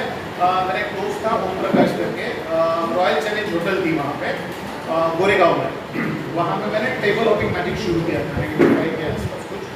तो वहाँ पे मेरा फर्स्ट डे था, उन्होंने कहा था कि भाई हमारा जो मैनेजर है उसने कहा था कि भाई ट्रायल बेसिस पे इसको शुरू कर रहे हैं, तो आप एक पहले हमको शो बताइए और अगर हमको जमता है तो हम आपको कंटिन्यू करेंगे। वहाँ पे कुछ तो पेमेंट अच्छा था एंड टिप्स भी अच्छी आती थी। तो ट्रायल बेसिस पे जब मैं वहाँ पे गया तो पहले तो मैंने शुरू किया, बाद में एक ग्रुप था वो थोड़ा हल्ला गुल्ला कर रहा था।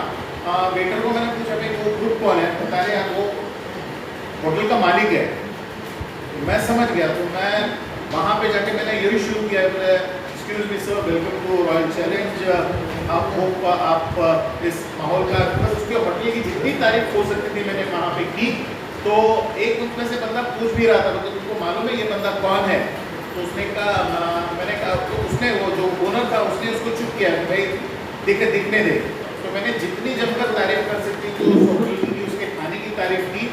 और उसके बाद यकीन मानिए मैं कम से कम 3 से 4 साल तक वहाँ पे कंटिन्यू शो कर रहा था वो बंदे की वजह से, क्योंकि उसने इतना अच्छा बोला कि भाई बंदा जो है अपने होटल की अच्छी तारीफ कर रहा है, ये कर रहा है, तो उसको आगे काम कंटिन्यू करो। तो ऐसी बहुत सी बातें हैं, लेकिन सर की बातें सुनने के बाद मैं चाहूँगा और कुछ बोलने के लिए कुछ बचता ही नहीं है, सिर्फ जोरदार तारीफ चाहूँगा सर के लिए। मुझे एक बात का यकीन है संदीप, यहाँ पर बैठे हुए मैक्सिमम लोग मुझसे ज़्यादा आगे जा सकते हैं मेरी उम्र तक पहुँचते, बस अपने आप में बिलीव करो। अगर लोग 500 आदमी तुमको देखकर एंजॉय करते हैं, तुम लोग इतने कैपेबल आदमी हो, तो अपनी फैमिली को बड़ा बनाओ, अपने एसोसिएशन को बड़ा बनाओ, इसमें बहुत मज़ा आएगा। बिलीव करो, अपने काम के प्रति ईमानदार हो।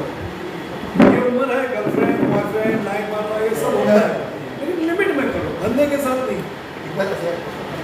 नहीं बिल्कुल, एक्सपीरियंस तो इनका बहुत है, हम जितना सुनेंगे उतना कम है। और हम ये भी जानते हैं सर, जब आप कहीं पे जाते हैं लेक्चर देते हैं तो उसका ढेर सारा पैसा आप चार्ज करते हैं, लेकिन ये सिर्फ इनका प्यार है सभी आर्टिस्ट के लिए। प्यार नहीं है, मेरी फैमिली, मैं स्वार्थी हूँ, मैं सेल्फिश हूँ और मेरा स्वार्थ यही है कि मैं जितना सक्सेस होना चाहता हूँ मेरी पूरी आर्टिस्ट फ्रेटर्निटी उतनी मुझसे ज़्यादा सक्सेस हो, इसी स्वार्थ के लिए मैं आया हूँ। धन्यवाद सर, खड़े हो जाएंगे एक बार सर के लिए बात कर रहे हैं 2 मिनट पे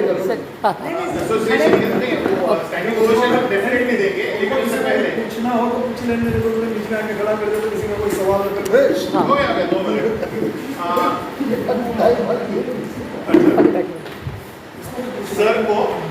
सर को हम सर भी कोई जरूरत नहीं, अपना घर का ही मामला है। सबको पता होना चाहिए सर आप कौन सी लेवल पे हो।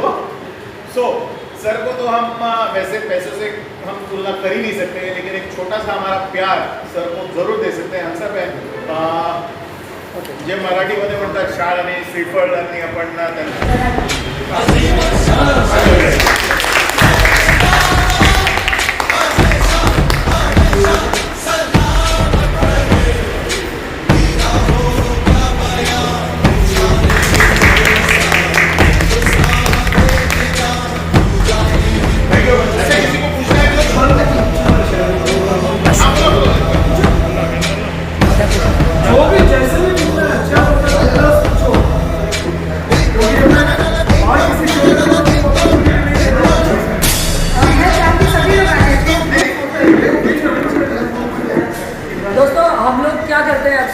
बहुत सारी चीज़ें सर ने बताई तो बहुत सब कुछ 90% अगर उड़ जाता है, इधर चला गया, उस चीज़ पर कॉन्सेंट्रेट कैसे करना है, कोई एक ऐसा पॉइंट कैसे क्या कर सकते हैं जो हम अपने टारगेट को फोकस कर पाएँ और उस पर वर्क कर पाएँ।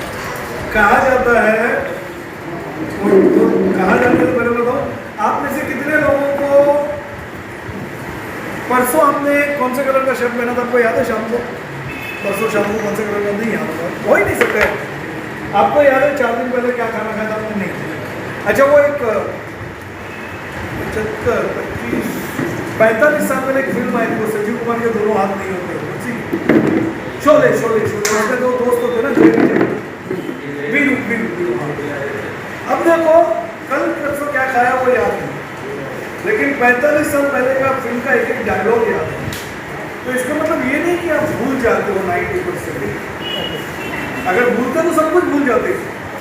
Interest is the mother of memory and repetition is the father of memory. तुमको जिस चीज में इंटरेस्ट है ना, वो तुमको बार बार रिपीट करने से हमेशा जिंदगी भर याद रहेगी। किसी लेडी को तुम पूछोगे ना कि परसों क्या खाया, परसों कौन सी शादी पहनी, तो नहीं मालूम, लेकिन उसको पूछो शादी में कितने साल हुए, 40 साल। आपकी सासू ने पहला टोकना कौन सा मारा था, तो 2 मिनट में बोलेगी टोट मारा था। मेमोरी सबकी शार्प होती है, हम वही चीज़ याद रखते हैं। तो 90% वो जिसमें आपको इंटरेस्ट नहीं है, जिसमें है वो कभी नहीं भूलेंगे। Thank you.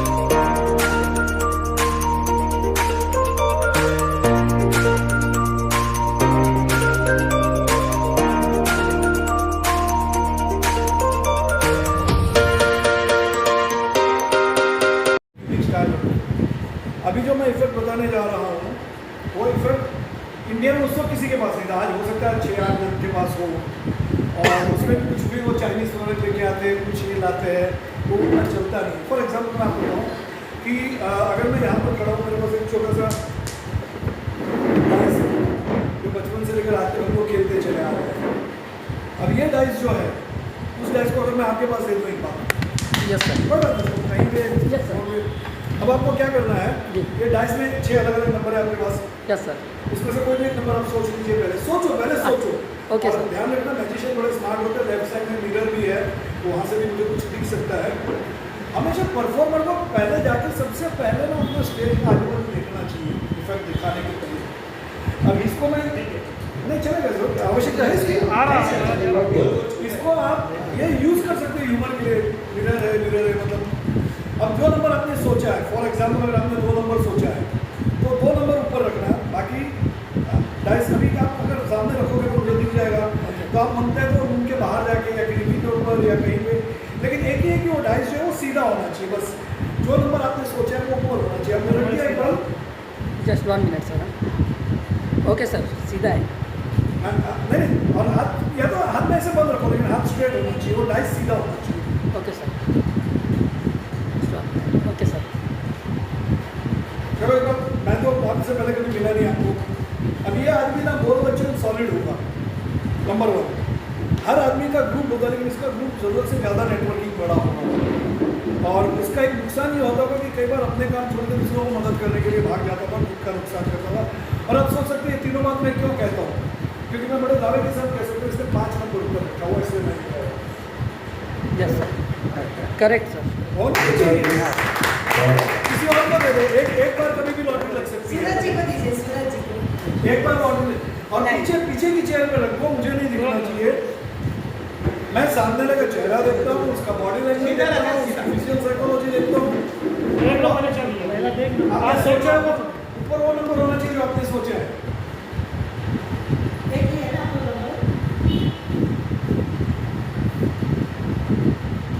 अपने दिमाग में नंबर सोचो, और ये आदमी बड़ा लॉजिकल है।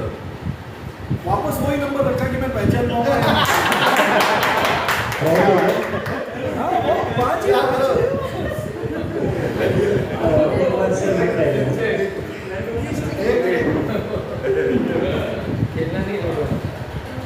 उनके बाहर जाकर रखना है।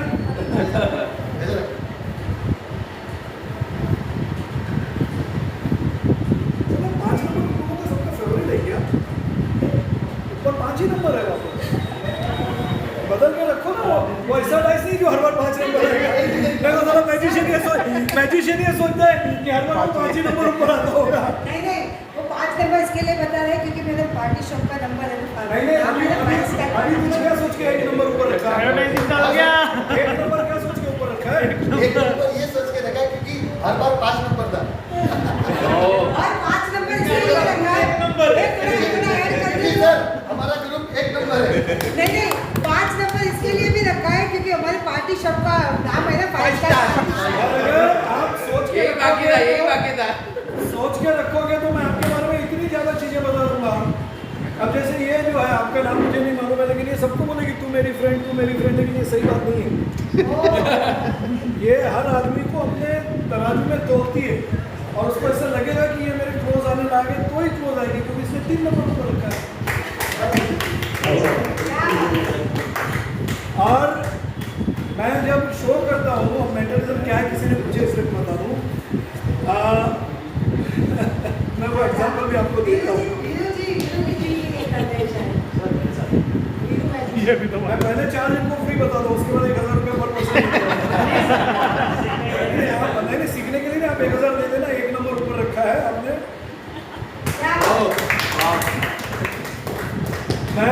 मैं जब हो गया। हाँ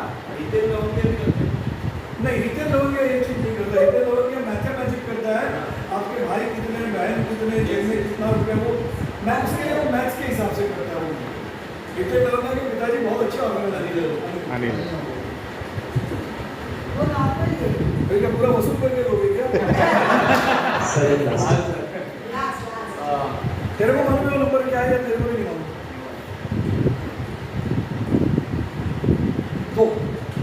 2 होना ही चाहिए, होना ही चाहिए। वो आजू बाजू को देख रहे CCTV के। बेसिकली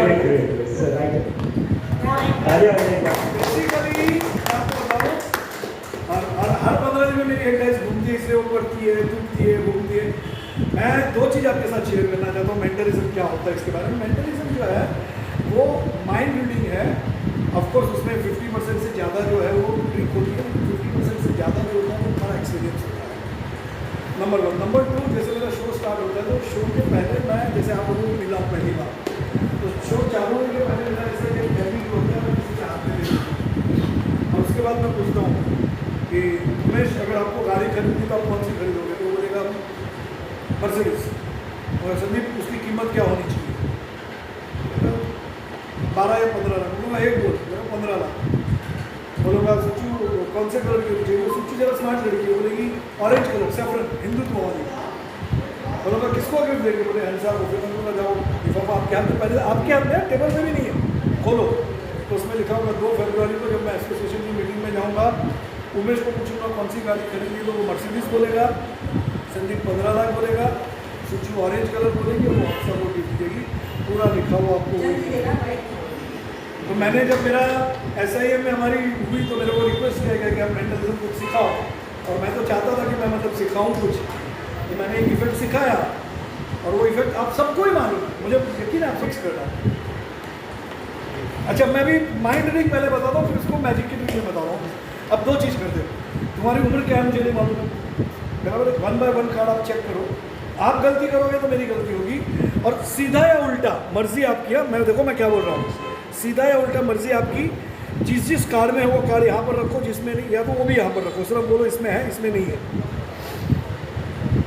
एक एक कार्ड चेक करो, एक एक रखते जाओ इधर।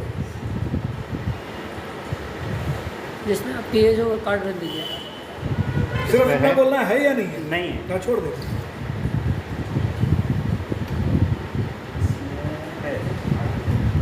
है इसमें है, उसको बाद में, हाँ इसमें भी है, नहीं है, नहीं है, नहीं है। बच्चे के बारे में सोच रहे थे? नहीं सर। बच्चे के बारे में अगर तू गलत नहीं है, ये 2 कार्ड में है, तूने बोला ना, ये 2 कार्ड में है।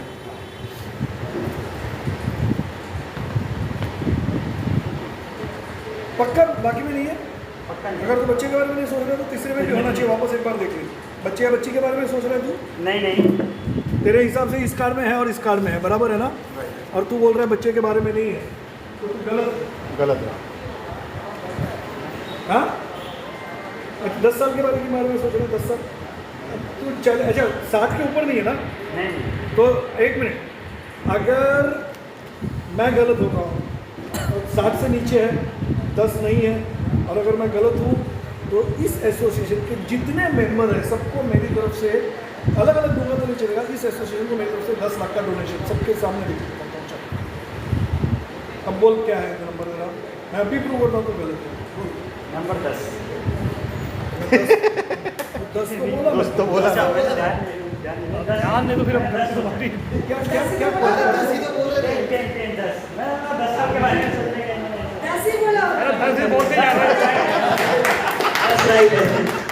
उन्होंने ऐसे बोला कि 10 साल के बारे में सोच रहा था। क्या करते हैं मैजिक करते हैं, सब करते चीज़ और बताता हूँ जो मैं मेंटलिज्म से रिलेटेड बताता हूँ। ये 5 कार्ड है, कौन इक्वल तो ले, तेरे को मेरी डेट ऑफ बर्थ मालूम है? हाँ मालूम है। तो क्यों हिला रहा था? अच्छा पहले कार्ड में तेरी डेट ऑफ बर्थ है, जो भी डेट पहली डेट है, मतलब 1 से लेकर 31 के बीच में जो भी होगी तेरी डेट उसमें है।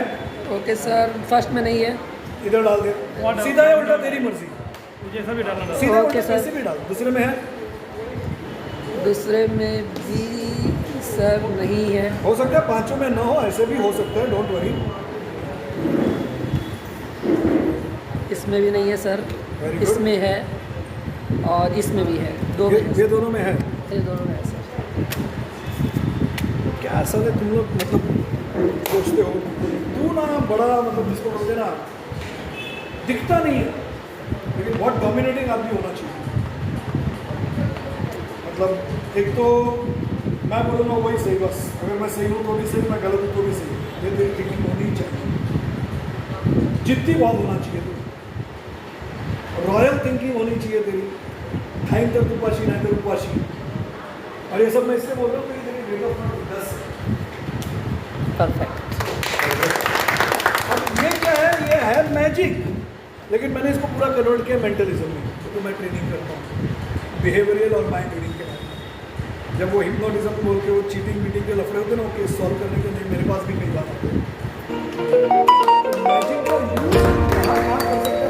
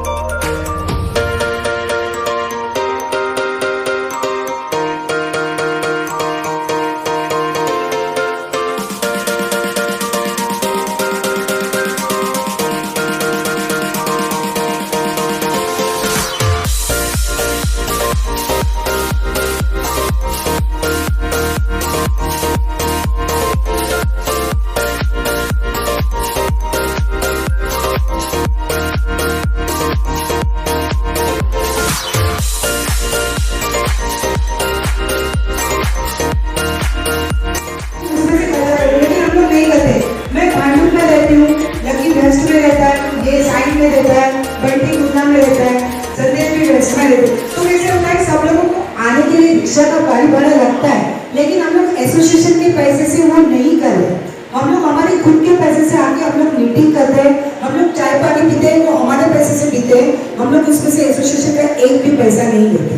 तो प्लीज आइंदा भी सभी लोगों का आप लोग भी सबको बता दीजिए कि हम लोग वो पैसा गलत इसमें यूज नहीं करें, हम करेंगे तो आप सबके साथ में यूज करें। ओके, और एक बात बता दूं कि हम लोग भी मेंबर है, हम लोग भी एसोसिएशन के जो मेंबर है, हम लोग अभी 6 जन हैं, तो मैं बता दूं हम लोग भी पैसा 1000 रुपीज पे करेंगे। ऐसे नहीं कि हम लोग फ्री में आए, हम लोग ही करेंगे। हम लोग 6 लोग इसका भी 1000 रुपये जो आप 7 लोग का ये है ना कार्ड का, वो भी हम लोग देंगे। हाँ, तो प्लीज ये सभी बात ध्यान में रखिए और आपकी विषय को बताइए। और इसका और समझ प्लीज कोई बोलो ना, हमारे सभी तरह से बढ़िया खिलाड़ी ऐसे तो ओके भाई। लेटेस्ट पुष्पा कौन करेगा? अरे पुष्पा और पुष्पा जी आए। हाँ, ट्रेंडिंग में चलेगा, ट्रेंडिंग में पुष्पा। मैडम पुष्पा अरे अपना भी नाम छोड़िए क्या?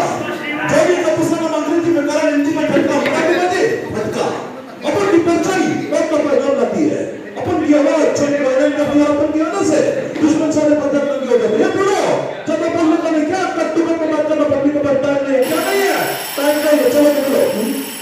का दोस्त इकबाल मुंबई से मैं लाइव हूँ और मैं आया हूँ इसमें गुरुकुल स्टूडियो दादर में, और आज हम लोगों की मुंबई आर्टिस्ट एसोसिएशन की मीटिंग थी। हम लोगों ने फुल मस्ती फुल धमाल किया, कितना मजा आया दोस्तों, आज कितना एंजॉय किया।